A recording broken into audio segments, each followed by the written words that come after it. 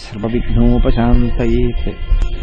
गुरुर्ब्रह्मा गुरुर्विष्णुः गुरुर्देवो महेश्वरः गुरुस्साक्षात् परब्रह्म तस्मै श्रीगुरवे नमः। व्यासाय विष्णुरूपाय व्यासरूपाय विष्णवे नमो वै ब्रह्मनिधये वासिष्ठाय नमो नमः। कूजन्तं राम रामीति मधुरं मधुराक्षरम् आरुह्य कविताशाखां वन्दे वाल्मीकिकोकिलम्। श्रुतिस्मृतिपुराणानाम् आलयं करुणालयं नमामि भगवत्पादशङ्करं लोकशङ्करम्।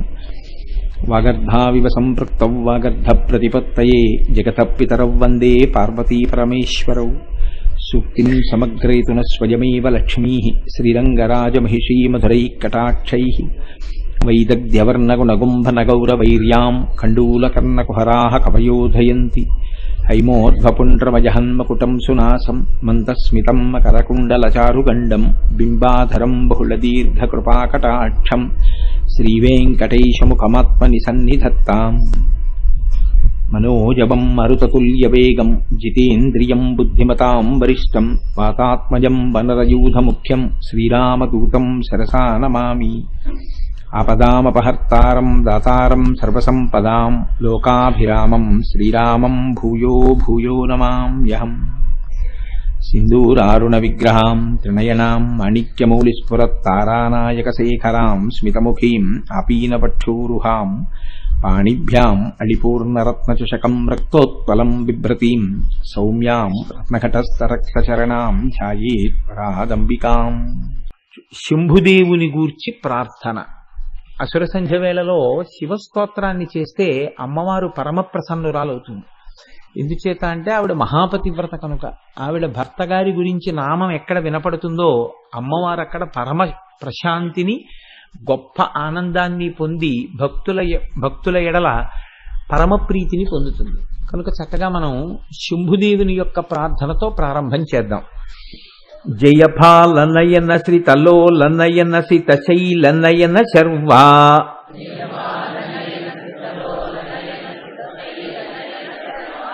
జయ కాల కాల జయ మృత్యు మృత్యు జయ దేవ దేవ శంభో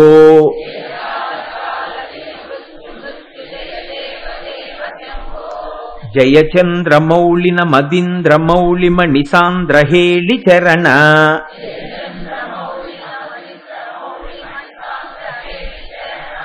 జయ యోగ మార్గజిత రాగ దుర్గముని యాగ భాగ భర్గా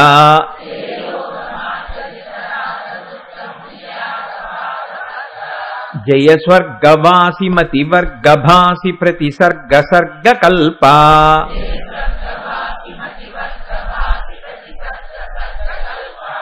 జయ బంధు జీవ సుమ బంధు జీవ సమసాంధ్య రాగ జూట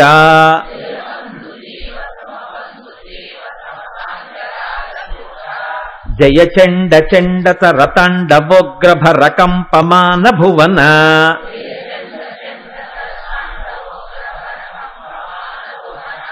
జయ హార హీర ఘన సార సారతర శారదాభ్ర రూప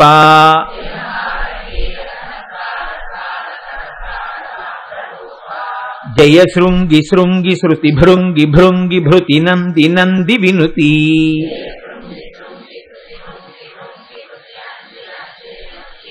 జయ కాల కంఠ కల కంఠ కంఠ సుర సుందరీ స్తుత శ్రీ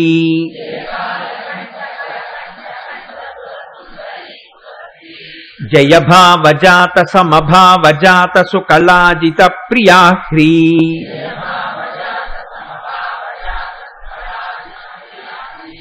జయ దగ్ధ భావ భవ స్నిగ్ధ భావ భవ ముగ్ధ భావ భవన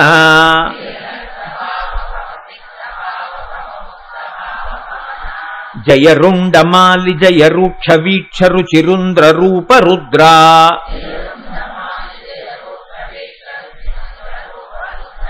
జయ నాసికాగ్రనయనోగ్ర దృష్టి జనితాగ్నిభుగ్న విభవా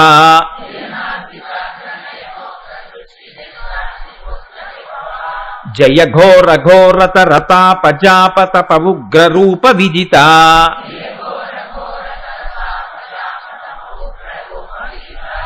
జయ కాంతిమాలి జయ క్రాంతికేలి జయ శాంతిశాలి శూలి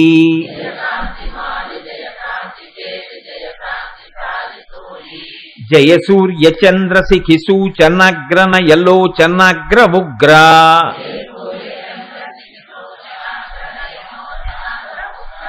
జయ బ్రహ్మ విష్ణు పురుహూత ముఖ్య సురసన్నుతఘ్రియుగ్మా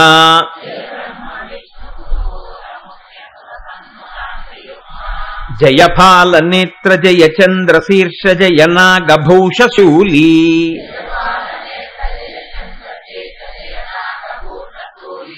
జయ కాల కాల జయ మృత్యు మృత్యు జయ దేవ దేవ శంభో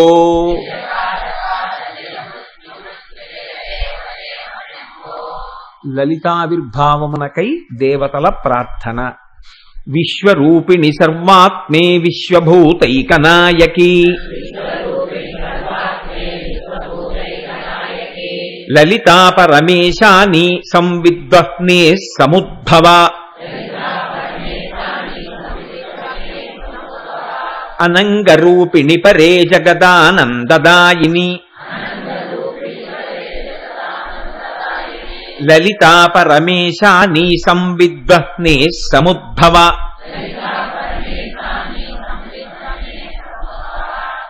జ్ఞాత్వజ్ఞానజ్ఞేయ రూపే మహాజ్ఞాన ప్రకాశిని లలితా పరమేశాని సంవిద్వహ్నే సముద్భవ లోక సంహార రసికే కాళికే భద్రకాళికే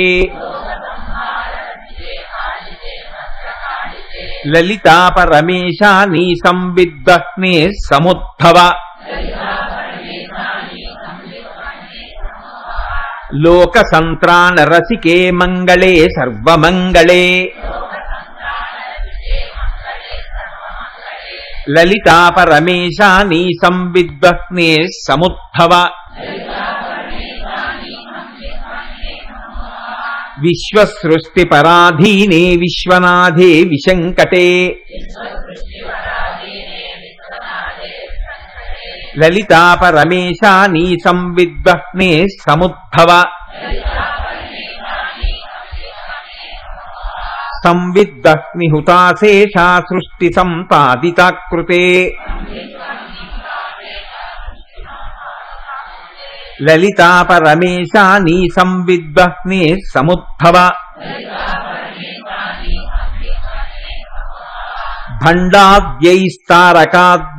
భండాద్యైస్తారకాద్యైశ్చాపీడితానాం సతాం ముదే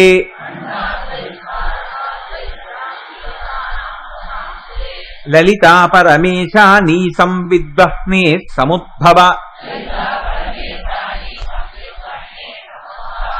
సర్వదేవత కృత లలితా స్తోత్రం. ప్రాతుర్బభూవ పరమం తేజ పుంజమనూపమం కోటి సూర్య ప్రతీకాశం చంద్రకోటి సుశీతలం తన్మధ్యమే సముదభూచక్రాకారమనుత్తమం తన్మధ్యమే మహాదేవి ముదయార్క సమప్రభాం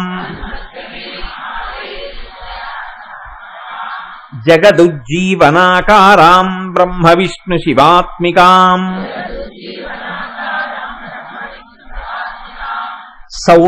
సౌందర్యసారసీమాం తామానందరససాగరాం జపాకుసుమ సంకాశాం దాడిమీ కుసుమాంబరాం సర్వాభరణ సంయుక్తాం శృంగారైకరసాలయాం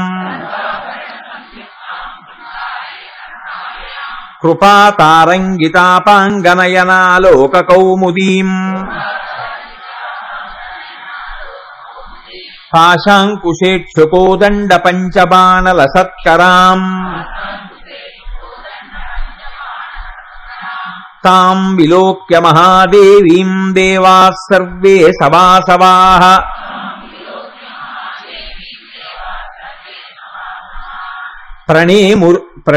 ప్రణేముర్ముదితాత్మానో భూయో భూయోఖిలాత్మికాం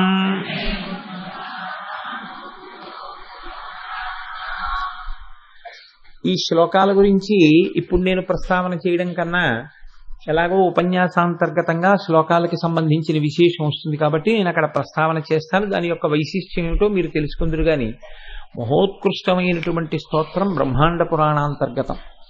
అది ప్రతిరోజు దేవస్థానంలో కూర్చుని అసుర సంధ్య వేళలో ఇంతమందివి కలిసి పారాయణ చేయడం వల్ల, ఇంతమందివి కలిసి చదవడం వల్ల భగవంతుని యొక్క కృపాకటాక్షములు మన యందు ప్రసరించేటటువంటి అవకాశములు పుష్కళముగా ఉంటాయని ఋషిప్రోక్తము కనుక నమ్మి విశ్వాసంతో ప్రతిరోజు అసుర సంధ్య వేళలో వీటిని అనుసంధానం చేసి అందరం కలిసి పఠించిన తరువాత ప్రసంగాన్ని ప్రారంభం చేస్తూ ఉంటాను.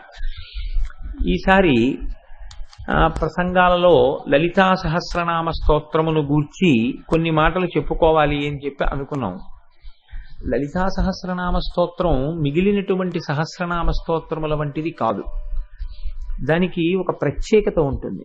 ఎందుచేత అన్న ప్రశ్నకి ఒక్కటే జవాబు. మిగిలినటువంటి సహస్రనామములలో చాలా సహస్రనామములు వ్యాసప్రోక్తములు. ఒక్క లలితా సహస్రనామ స్తోత్రం మాత్రం వ్యాసప్రోక్తం కాదు, వ్యాసుడు చెప్పినది కాదు. వసిన్యాది దేవతలు చేసినటువంటి స్తోత్రాన్ని వ్యాస భగవానుడు బ్రహ్మాండ పురాణంలో మనకి అందించాడంతే.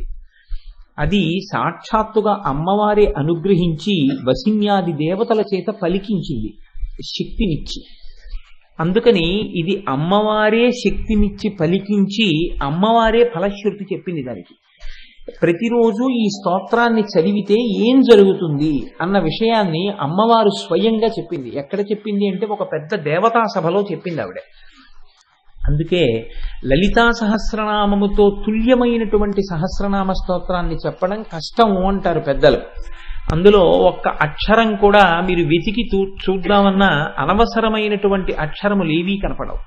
అవి వసిన్యాది దేవతలు అమ్మవారి అనుగ్రహంతో ఆ స్తోత్రాన్ని చెయ్యడమే దానికి ప్రధానమైన కారణం.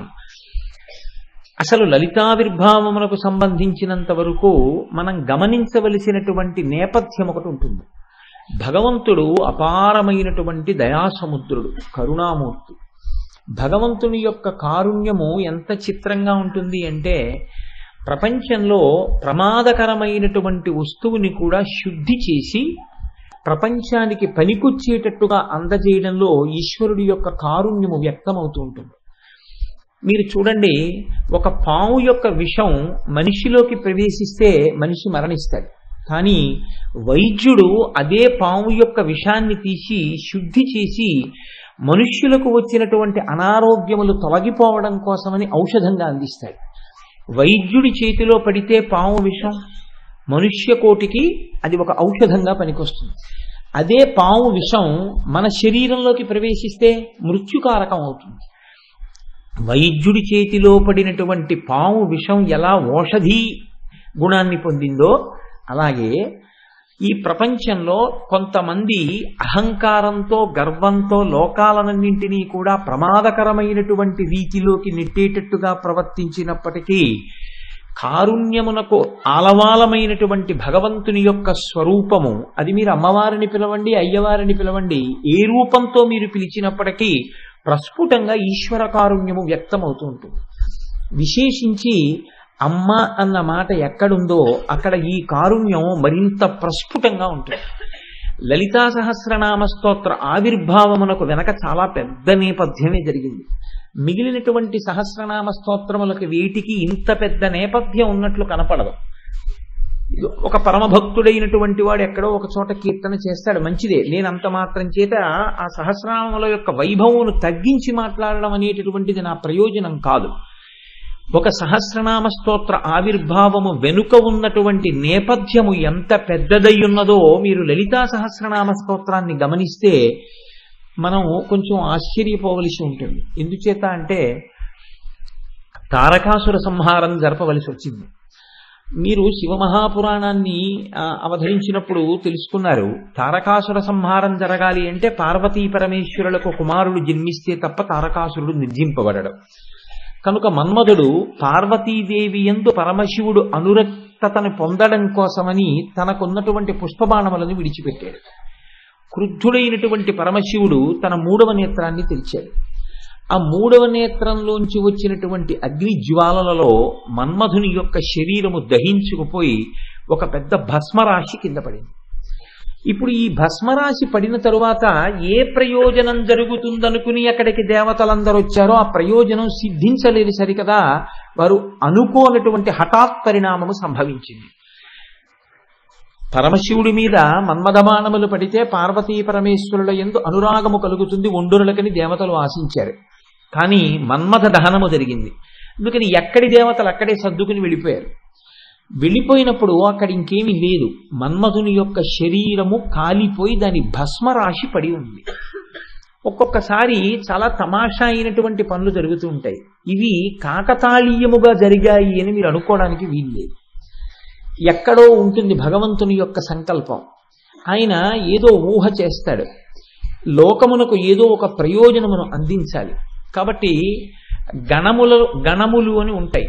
ఒక గణమునకు నాయకుడైనటువంటి వాడు ఆయనని గణేశ్వరుడు అంటారు. గణేశ్వరుడు అంటే గణములకు నాయకుడు అని. ఒక గణమునకు నాయకుడు గణేశ్వరుడు. చిత్రకర్మ అనేటటువంటి ఆయన ఆ ప్రాంతానికి వచ్చాడు. ఆయన ఈ బూది కుప్పని చూశాడు. అది చాలా బాగుంది, ఎంత తెల్లటి బూడిదో, దీంతో ఒక బొమ్మ చేస్తే బాగుంటుంది అనుకున్నాడు.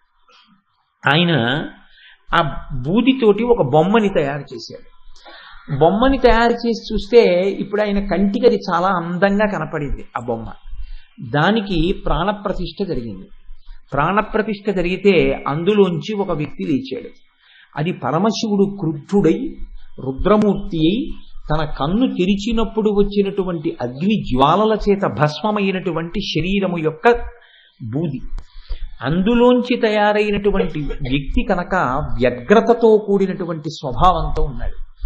ఇప్పుడు ఆ వ్యక్తిని చూసి చతుర్ముఖ బ్రహ్మగారు అన్నారు, భండ భండ అన్నారు. అంటే ఆయనకి అనుకోకుండానే నామకరణం జరిగింది. భండ భండ అన్నారు. అంటే ఆయన పేరు భండాసురుడు అయ్యాడు. అసురుడు ఆయనకి వెంటనే వచ్చిన పేరు కాదు. బ్రహ్మగారు ఆయన్ని పిలిచినటువంటి మాట భండ అని పిలిచారు. ఇప్పుడు ఈ భండ అసురుడయ్యాడు. అసురుడైతే రాక్షసుడైతే భండాసురుడు అయ్యాడు. ఈయనతో పాటుగా ఇద్దరు జన్మించారు. వాళ్ళిద్దరిని ఆయన యొక్క సోదరులు అని పిలిచారు. వాళ్ళు విశుక్రుడు, విషంగుడు. వాళ్ళ పేర్లన్నీ అలాగే ఉంటాయి. ఆ తమాషా ఏమిటో మీరు ఎలాగో లలితా సహస్రనామ స్తోత్రానికి వ్యాఖ్యానం వస్తుంది కాబట్టి అప్పుడు విందురు. కానీ నేను ఇప్పుడు నేపథ్యంగా మాత్రమే ఆవిష్కరించే ప్రయత్నం చేస్తాను. ఈ విశుక్రుడు, విషంగుడు అనేటటువంటి సోదరులతో కలిసి భండాసురుడు లోకములనన్నింటినీ బాధ పెట్టడం ప్రారంభించాడు. ఎందుచేత అంటే మనకి ఇటువంటి రౌద్ర ప్రవృత్తితో కూడిన వాడు ఒకడు దొరికాడు. పైగా ఆయనకి భగవంతుని యొక్క అనుగ్రహం కలిగింది. రుద్రుని యొక్క అనుగ్రహం కలిగి వరాన్ని పొందాడు. తన ఎదురుగుండా ఈ బ్రహ్మాండంలో ఎవరైనా నిలబడితే, ఈ బ్రహ్మాండంలోని వారు ఎవరైనా ఆయనకి ఎదురు నిలబడితే వాళ్ళ బలంలో సగం ఆయనకి ఎడుతుంది. కాబట్టి కొన్ని వేల సంవత్సరముల దీర్ఘాయుష్మంతుడు. ఇటువంటి వాడే మనకు కావాలి మన శత్రువులందరితో పోరాటం చెయ్యాలంటే. కాబట్టి ఇప్పుడు రాక్షసులందరూ వచ్చి ఈ భండాసురుణ్ణి నాయకుడిగా మూర్ధాభిషిక్తుణ్ణి చేసేశారు. చేసేసి ఇప్పుడు ఆయనకి విశుక్రుడు, విషంగుడు అనేటటువంటి సోదరులు కూడా బయలుదేరారు. వీళ్ళ ముగ్గురు కలిసి అపారమైనటువంటి శక్తివంతులు. అపారమైన శక్తివంతులు కనుక రెండు పనులు చేస్తుంటారు. ఒకటి, తాము భోగం అనుభవిస్తారు. రెండు, ఆ భోగము వేరొకరు అనుభవిస్తే వాళ్ళు తట్టుకోలేరు. అదే రాక్షస ప్రవృత్తి అంటే. శరీరమునకు బలము ఉన్నప్పుడు ఈశ్వరుణ్ణి చేరుకునేటటువంటి ప్రయత్నం ఎవడు చేస్తున్నాడో వాడికి ఈశ్వరానుగ్రహం ఉన్నది అని గుర్తు. శరీరంలో బలం ఉండగా అది కేవలము భోగమునకు మాత్రమే వాడుకున్నవాడు ఆపదని గమనించలేకపోతున్నాడు. కాలము వెళ్ళిపోతోందని తెలుసుకోలేకపోతున్నాడు. తాను భోగమునందు లాలసతో ఉండడమే కాకుండా వేరొకడు ఎటువంటి భోగమును అనుభవించకూడదనేటటువంటి దృష్టికోణం కూడా పొంది ఉన్నటువంటి వాడినే రాక్షసుడు అని పిలుస్తారు. కాబట్టి ఇప్పుడు రాక్షసుల యొక్క చిలిమి చేశారు, రాక్షసులకు నాయకులయ్యారు. ఈ భండాసురుడికి 4 భార్యలు. సమ్మోహిని, కుముదిని, చిత్రాంగి, సుందరి. 4 భార్యల్ని చేసుకున్నాడు. పరమ సంతోషంగా కాలం గడుపుతున్నాడు. కాలం గడుపుతుంటే ఒకనాడు విశుక్రుడు, విషంగుడు, భండాసురుడు ఒక చోట సమావేశం అయ్యారు.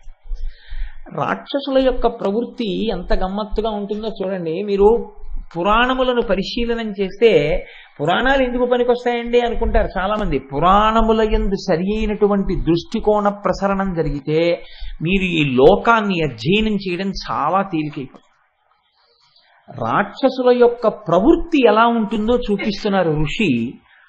వీళ్ళు ముగ్గురు ఒక చోట సమావేశమయ్యారు. సమావేశమై వాళ్ళు అనుకున్నది ఏమిటంటే, మనం ఎలా జన్మించామన్నది పక్కన పెట్టండి, అనుకోకుండా జన్మించేశాం. మనం కూడా అంతే కదండి. ఎక్కడో భండాసురుడు అనుకోకండి. కొంచెం ఈ మాటలు మీరు అన్వయం చేసుకునే ప్రయత్నం చేయండి. మన ప్రయత్నం మన ప్రయోజనం ఏం లేదు, పుట్టేశాం. కాబట్టి ఎన్ని కష్టాలు పడ్డాం, ఎన్ని జన్మలు ఎత్తి పుట్టాం పక్కన పెట్టేయండి. ఇప్పుడు పుట్టాం కదా, భోగాలను భవిస్తే గొడవ వదిలిపోయింది అంతే. భండుడు అంటే ఎక్కడో ఉంటే లలితాశాస్త్రం ఇప్పుడు చెప్పుకోవడం ఎందుకండి. కాబట్టి ఎక్కడ ఉన్నాడు భండుడు అంటే నా ఎందే ఉన్నాడు.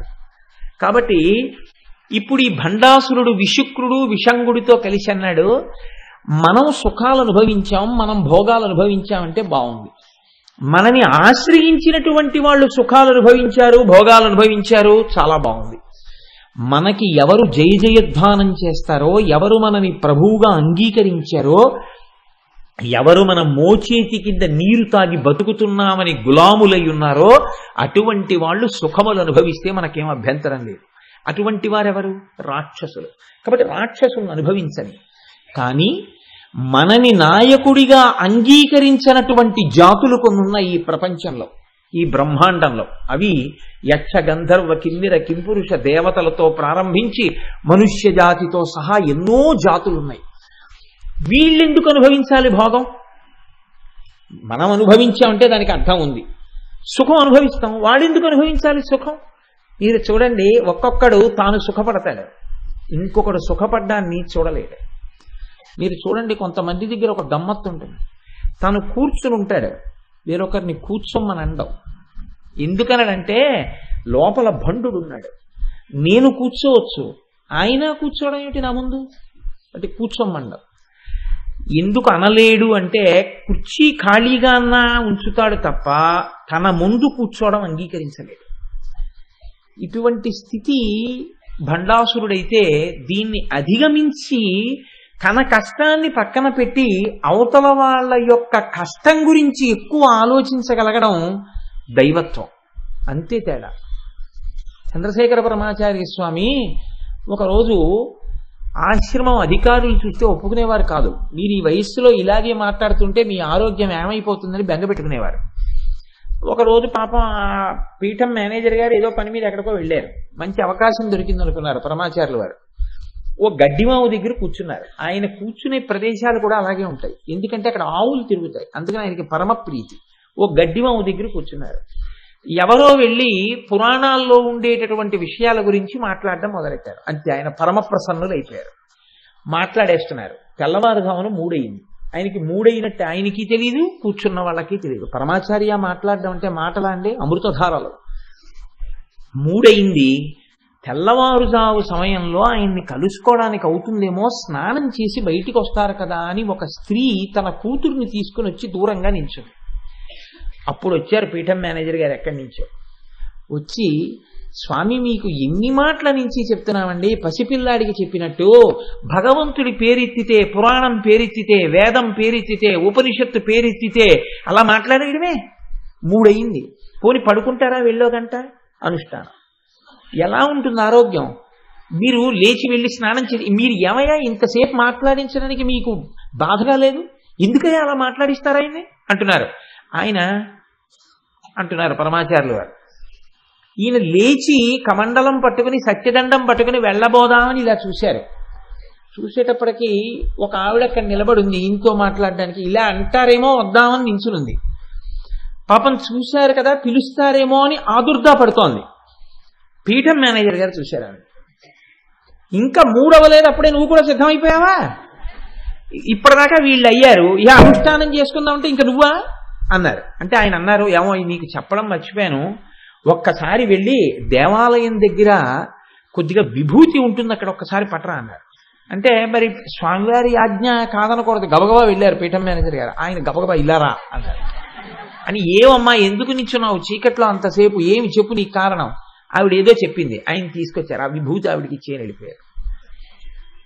అంటే తన కష్టం గురించి చూసుకునేటటువంటి లక్షణాన్ని కూడా అధిగమించేసి అవతల వాళ్ళ కష్టం ఒక్కటే ఆలోచించగలిగినటువంటి స్థితికి మహాపురుషులు వెళ్ళిపోతారు. కేవలం తన భోగం తన సుఖం తప్ప ఇతరులు అటువంటి సుఖాన్ని కాని భోగాన్ని కాని అనుభవించకూడదని చూసేటటువంటి వాడు రాక్షస ప్రవృత్తి కలిగిన వాడు. కాబట్టి ఇప్పుడు భండుడికి వచ్చిన ఆలోచన ఏమిటి?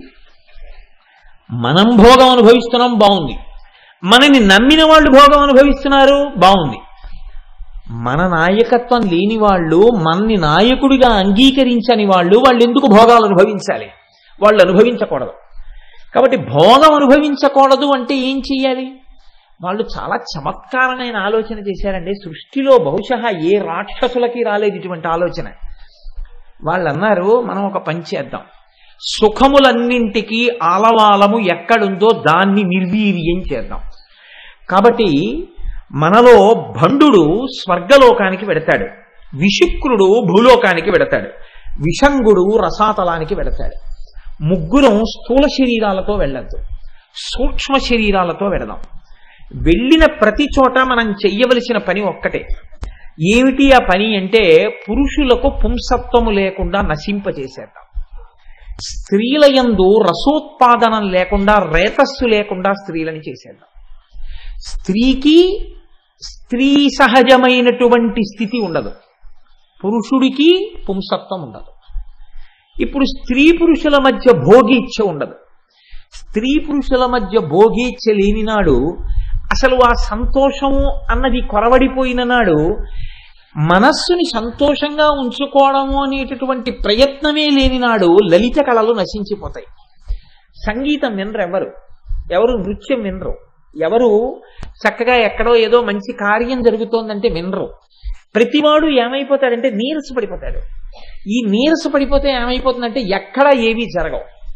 ఇలా నీరసపడిపోతే కొన్నాళ్ళకి ఏమైపోతుంది? స్త్రీ పురుషుల మధ్య భోగేచ్ఛ లేదు.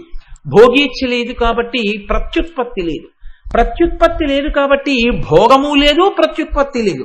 కాబట్టి ఆ జాతులు తమంత తాము నశించిపోతాయి. కొన్నాళ్ళకి దేవతలందరూ ఏమైపోతారు? నశించిపోతారు. కొన్నాళ్ళకి మనుష్యులందరూ ఏమైపోతారు? నశించిపోతారు. కొన్నాళ్ళకి జంతులోకం అంతా ఏమైపోతుంది? నశించిపోతుంది. సర్పజాతి ఏమైపోతుంది? నశించిపోతుంది. ఎవరు మిగిలిపోతారు ఈ భోగేచ్ఛతో ఉండి? రాక్షసులొక్కళ్ళే మిగులుతాడు. మనకి భోగము మిగలాలి, భోగం అనుభవించడానికి మనం తప్ప మరొకడు ఉండనుకోవడం. అంటే అసలు ఆ కోరిక ఎంత దూరం వెళ్ళిపోయిందో చూడండి. ఇప్పుడు వీళ్ళు ముగ్గురు బయలుదేరి సమస్త లోకముల యందుండేటటువంటి అన్ని జాతుల వారి యందు పురుషులకు పుంసత్వం లేకుండా చేశారు. పుంస్త్వము లేదు. స్త్రీల యందు రసము రేతస్సు లేదు. అక్కడ మహర్షి ఒక అందమైన మాట అంటారు, రసయేవ పరం బ్రహ్మ రసయేవ పరాగతి రసోహి కాంతిధ పుంసాం రసో రేత ఇతి స్మృత. మనుష్యుల యందు ఈశ్వరానుగ్రహం చేత పెరిగేటటువంటి ఆ వీర్య రేతస్సులే కాంతిగా, స్మృతిగా, ఉత్సాహంగా, ప్రాణశక్తిగా ద్యోతకమవుతూ ఉంటాయి. అవి నశించిపోవడం ప్రారంభిస్తే సమస్త జీవకోటి నీరసపడిపోతుంది.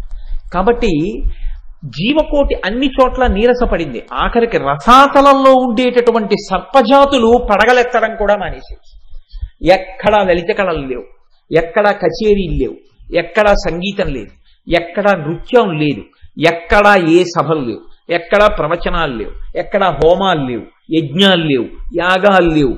ఏమిటో ఎవరిని చూసినా అలా దిగాలుగా కూర్చుని ఉంటారు.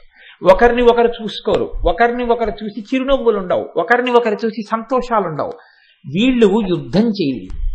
యుద్ధం చెయ్యకుండా లోకమునందు కామప్రళయాన్ని సృష్టించాడు భండాసురుడు. ఇది లలితా సహస్రనామ స్తోత్ర ఆవిర్భావమునకు నేపథ్యం. ఇప్పుడు ఎవరికైనా అసలు మనం ఎందుకు ఇలా ఉన్నాం అని ప్రశ్న వేసుకుందామన్న ఉత్సాహం లేదు. అసలు సమస్త జాతులు నీరసపడిపోయాయి, సమస్త లోకాలు నీరసపడిపోయాయి. ప్రత్యుత్పత్తి లేదు, జాతులు నశించిపోవడం ప్రారంభమైపోయింది.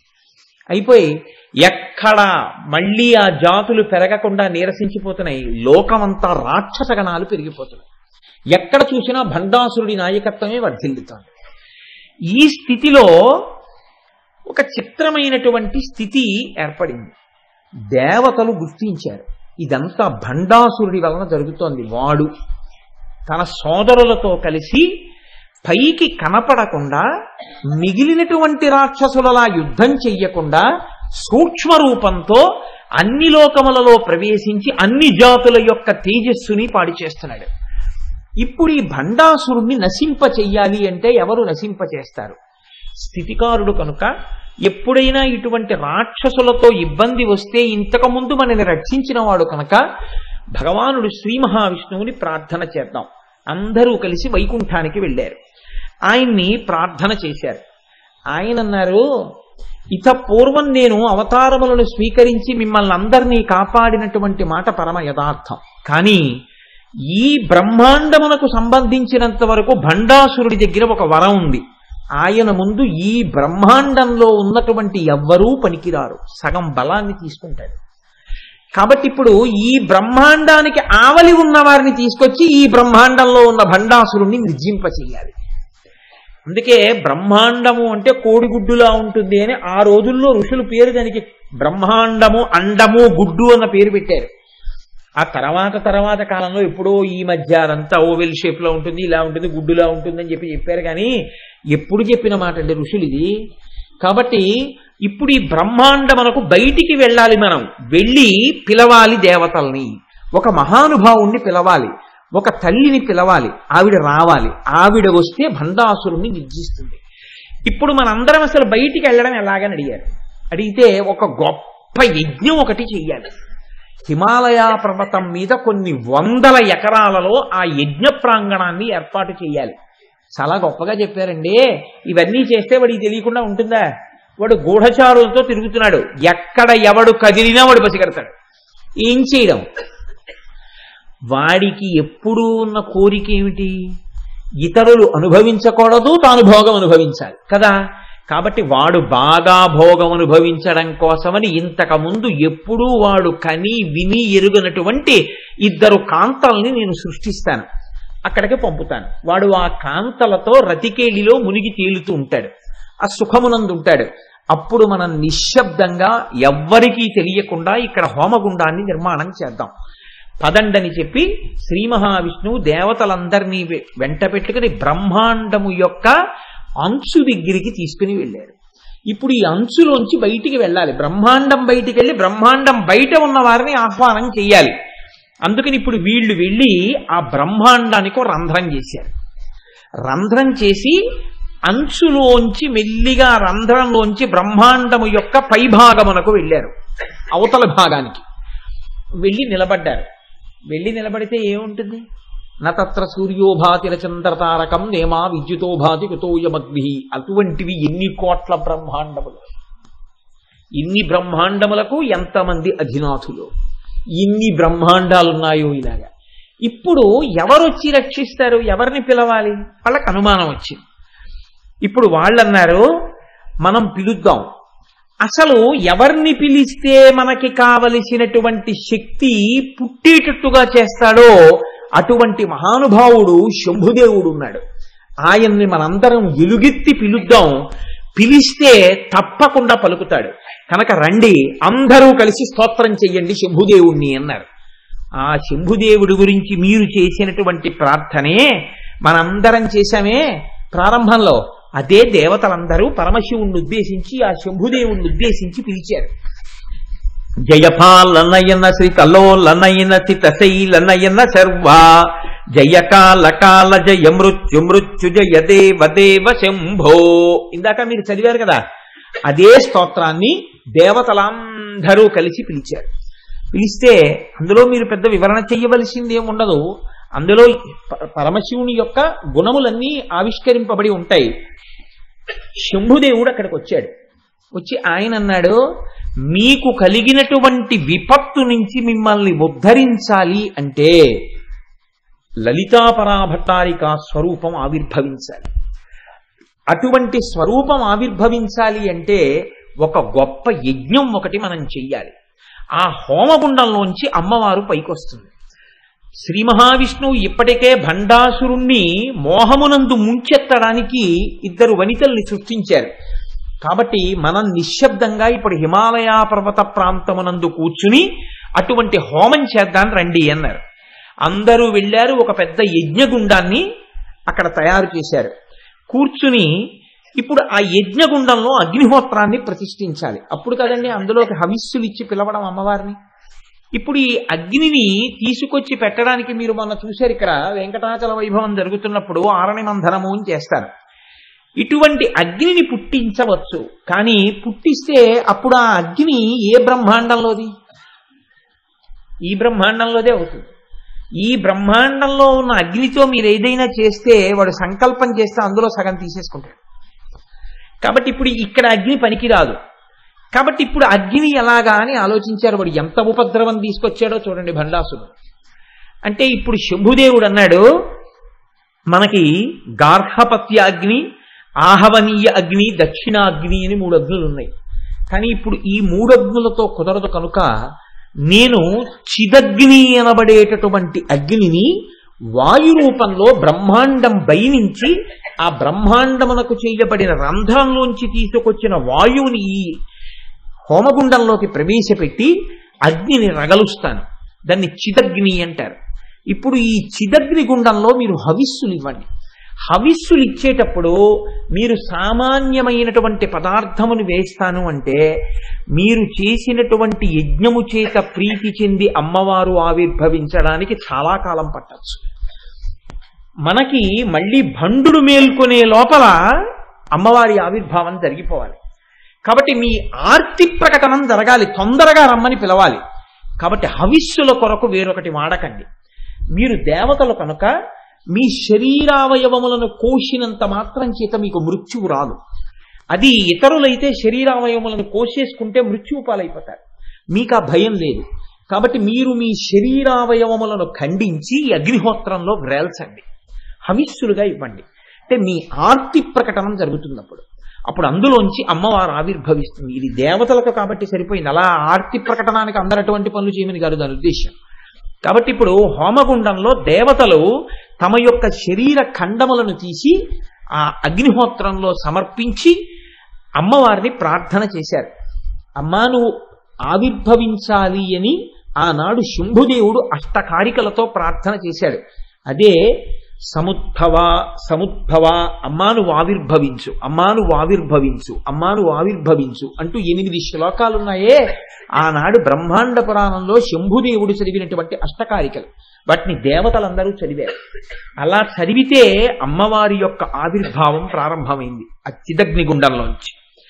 ఇప్పుడు వీళ్ళందరూ అలా హోమం చేస్తూ అలా యజ్ఞములో తమ శరీర ఖండములను వ్రేలుస్తూ అమ్మవారిని ప్రార్థన చేస్తుంటే అమ్మవారి యొక్క అనుగ్రహము కలిగి మాంసనేత్రము చేత చూడడానికి వీలు కానటువంటి పరబ్రహ్మస్వరూపిణి అయినటువంటి అమ్మవారు అందరికీ కనపడేటటువంటి రూపంతో అనేక కోట్ల బ్రహ్మాండములకు నాయకురాలైనటువంటి తల్లి, మణిద్వీపంలో కూర్చుని ఇన్ని బ్రహ్మాండములను శాసించగలిగినటువంటి తల్లి ఈ బ్రహ్మాండంలో హిమాలయ పర్వతాల మీద ఏర్పాటు చేయబడినటువంటి హోమగుండంలోంచి ఆ తల్లి ఆవిర్భవించడం ప్రారంభించింది.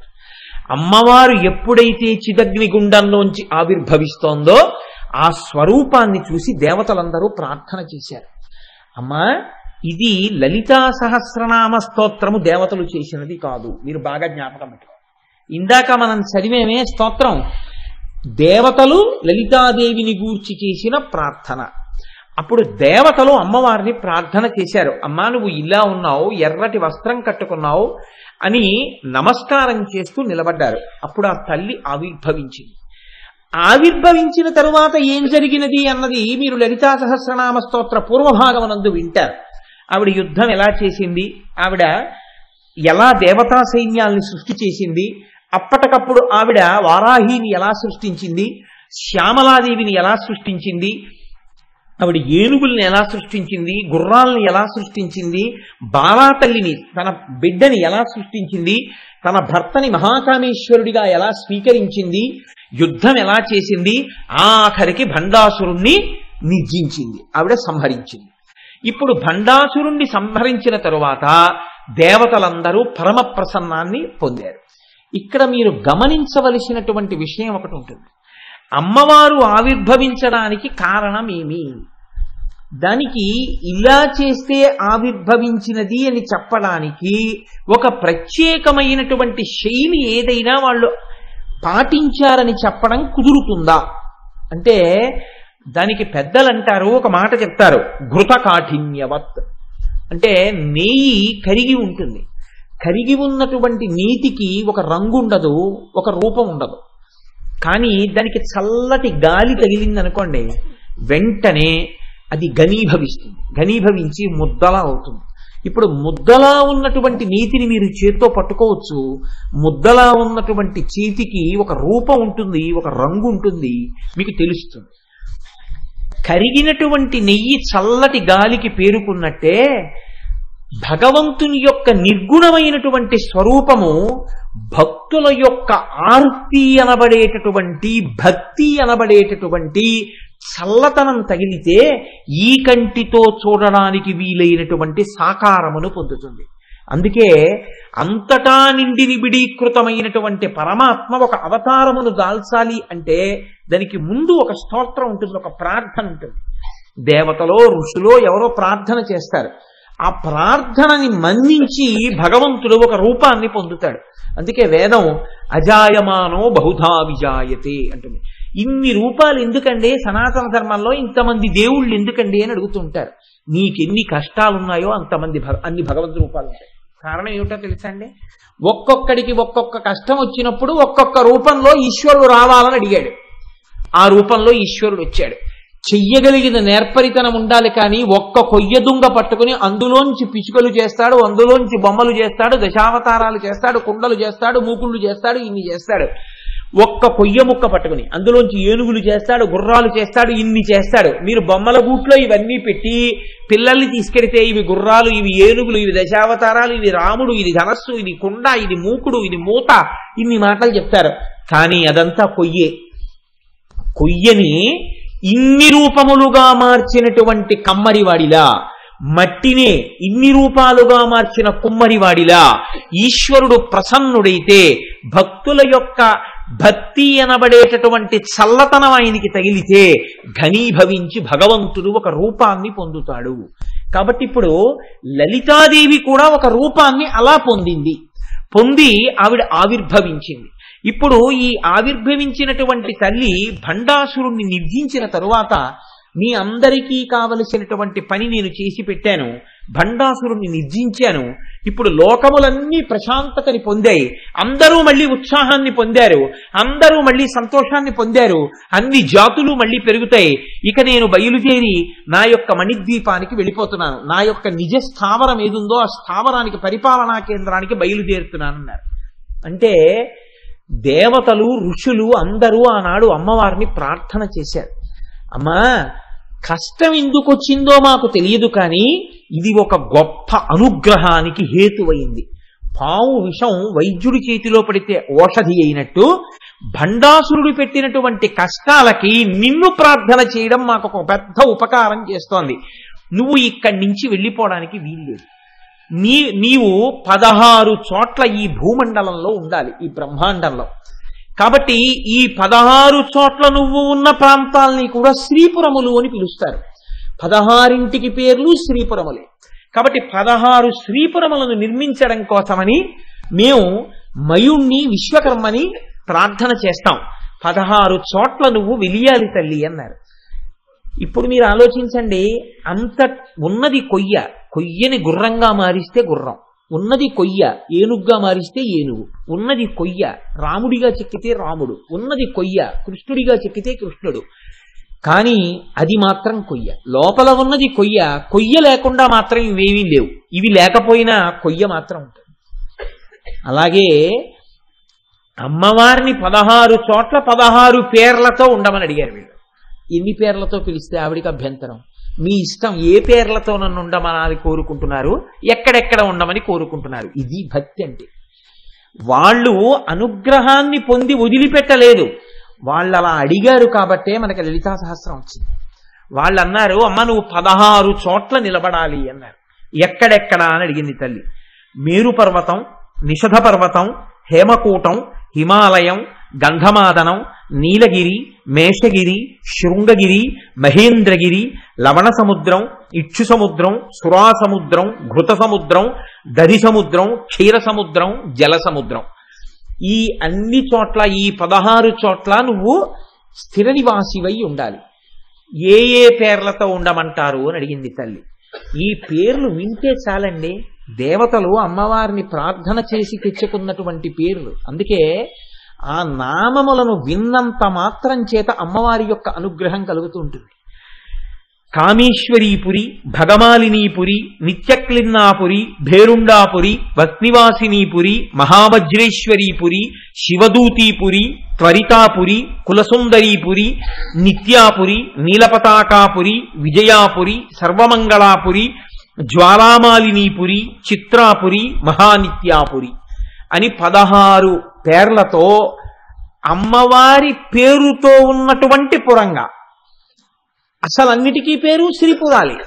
16 పేర్లతో అమ్మవారు 16 ప్రాంతములలో వెలిసింది. ఆ తల్లి వెలిసిందంటే దేవతల ప్రార్థనని అనుసరించి 16 ప్రాంతములందు నిలబడి ఈ బ్రహ్మాండాన్నంతటినీ ఆ తల్లి తన యొక్క రక్షణ కవచంలోకి తీసుకుంది. ఈ ఆవిర్భవించినటువంటి తల్లి యొక్క స్వరూపానికి ఋషులు ఒక పేరు పెట్టారు. ఆ పేరే లలిత అన్నారు. లలిత అన్న పేరు ఎందుకు పెట్టారు, ఏ కారణం చేత పెట్టారు? ఏదో పెట్టాలనిపించి పెట్టారా, లేకపోతే లలిత అని పిలవడం వెనకాతల ఏదైనా హేతు ఉందా అంటే, లోకానతీత్య లలతే లలిత తేన చోచ్యతే. ఈ తల్లి లోకములన్నింటినీ మించిపోయినటువంటి అతిశయంతో కూడినటువంటి తల్లి కనుక, అంతటి సౌందర్యమును పొంది ఉన్న తల్లి కనుక లోకానతీత్య లలతే లలిత తేన చోచ్యతే. ఆ తల్లికి లలిత అని ఉచ్యతే, పిలవబడినది. కానీ ఇక్కడ మీరు ఒక విషయాన్ని ఆలోచించండి, కొంచెం మీరు జాగ్రత్తగా పరిశీలనం చేస్తే ఒక విషయాన్ని మీరు గమనించవలసి ఉంటుంది. అమ్మవారు లోకములనన్నింటికన్నా కూడా అతిశయమైనటువంటి అందంతో ఉంది అని మీరు ఒక మాట అన్నారనుకోండి, అప్పుడు అది భక్తి అవుతుందా, అమ్మవారి సౌందర్యాన్ని ఎంచడం అవుతుందా? మీరు కొంచెం జాగ్రత్తగా ఆలోచించండి. అమ్మ అందాన్ని బిడ్డలు ఎంచవచ్చా? అమ్మ చాలా అందంగా ఉందండి, బ్రహ్మాండాలన్నింటినీ మించిపోయినటువంటి అందంతో మా అమ్మ ఉంది అని పేరు పెట్టి పిలిచి, అందుకని మేము లలిత అని పిలుస్తున్నాం, అందుకని లోకానతీత్య లలితే లలిత తేన చోచ్యతే అంటూ అసలు అలా అనొచ్చా? అంటే ఇక్కడ పెద్దలు అన్నారు, ఒక విషయాన్ని నువ్వు జ్ఞాపకం పెట్టుకోవలసి ఉంటుంది అన్నారు. ఇది బాహ్య సౌందర్యమును గూర్చి చెప్పినటువంటి మాట నిజమే, కానీ భగవంతుని యొక్క అనుగ్రహం కానీ, లోపల ఉండేటటువంటి మంచితనం కానీ, దయ కానీ, ప్రధానంగా మీరు దయ అన్న విషయం గురించి ఆలోచించండి. ఎందుకంటే అమ్మవారి యొక్క గుణములలో దయ ఒకటి అని ఎవరైనా అన్నారనుకోండి, ఖచ్చితంగా అది తప్పు మాట. అమ్మవారి యొక్క గుణములలో దయ ఒకటి కాదు, అమ్మయే దయ. అమ్మని ఏమనాలంటే ఆవిడ దయాస్వరూపిణి అన్నారు. అమ్మవారి యొక్క ప్రధానమైనటువంటి తత్వమే దయ. ఇప్పుడు ఒక వ్యక్తి పైకి అందంగా ఉండకపోవచ్చు, చూడగానే అబ్బాయి ఏమిటండి ఆయన అలా ఉన్నారు అని మీకు అనిపించవచ్చు, కానీ ఆయన గొప్ప దయాశాలి కావచ్చు. ఒక వ్యక్తి పైకి చాలా అందంగా కనపడచ్చు, కానీ వాడు పరమ మోసగాడు కావచ్చు, నిర్దయుడు కావచ్చు. అందము దయ రెండూ ఒక చోటే ఉండాలి అని మీరు ఎప్పుడైనా ఊహించి నిర్ధారణ చేసి చెప్పగలరా? ఒక ఆయన అందంగా ఉన్నాడు కాబట్టి ఆయన యందు దయ కూడా ఉంటుందండి ఖచ్చితంగా అని మీరు నిర్ధారణ చేయగలరా? చేయలేరు. ఈయన అందంగా లేడు కాబట్టి ఈయన యందు దయ ఉండదండి అని మీరు నిర్ధారణ చేయగలరా? చెయ్యలేరు.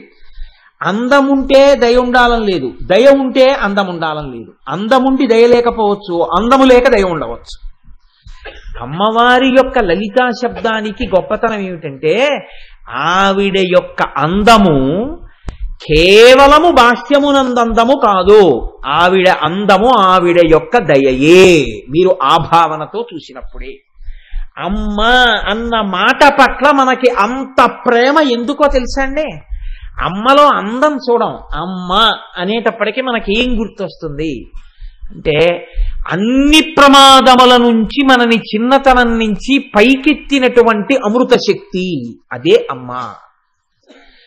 మనం పుట్టినప్పుడు అసలు లోపల పిండం పెరగడానికి ఒక భద్రమైన స్థానాన్ని ఆవిడ ఏర్పాటు చేసింది. పిండాలన్నీ బయట పెరగాలి అని ఈశ్వరుడు ఏదో శాసనం చేశాడనుకోండి, ఎవడింటి కిటికీలో ఆ పిండం పెరుగుతుంది అని ఈశ్వరుడు సంకల్పం చేశాడనుకోండి. నేను ఇలా అన్నానని కాదు, మీరు ఆలోచించండి. అసలు చాలా మంది మీ లోకంలో ఉండవు. ఎందుకంటే చీమలో పురుగులో పక్షులో ఏవో ఒకటి తినేస్తాయి. కానీ తన కడుపులో పెట్టుకుని అమ్మ తన కడుపుని గర్భాలయం చేసి మనని పెంచింది. అమ్మ తాను మృత్యు సదృశమైనటువంటి బాధను అనుభవించి తాను మనని ప్రసవించింది.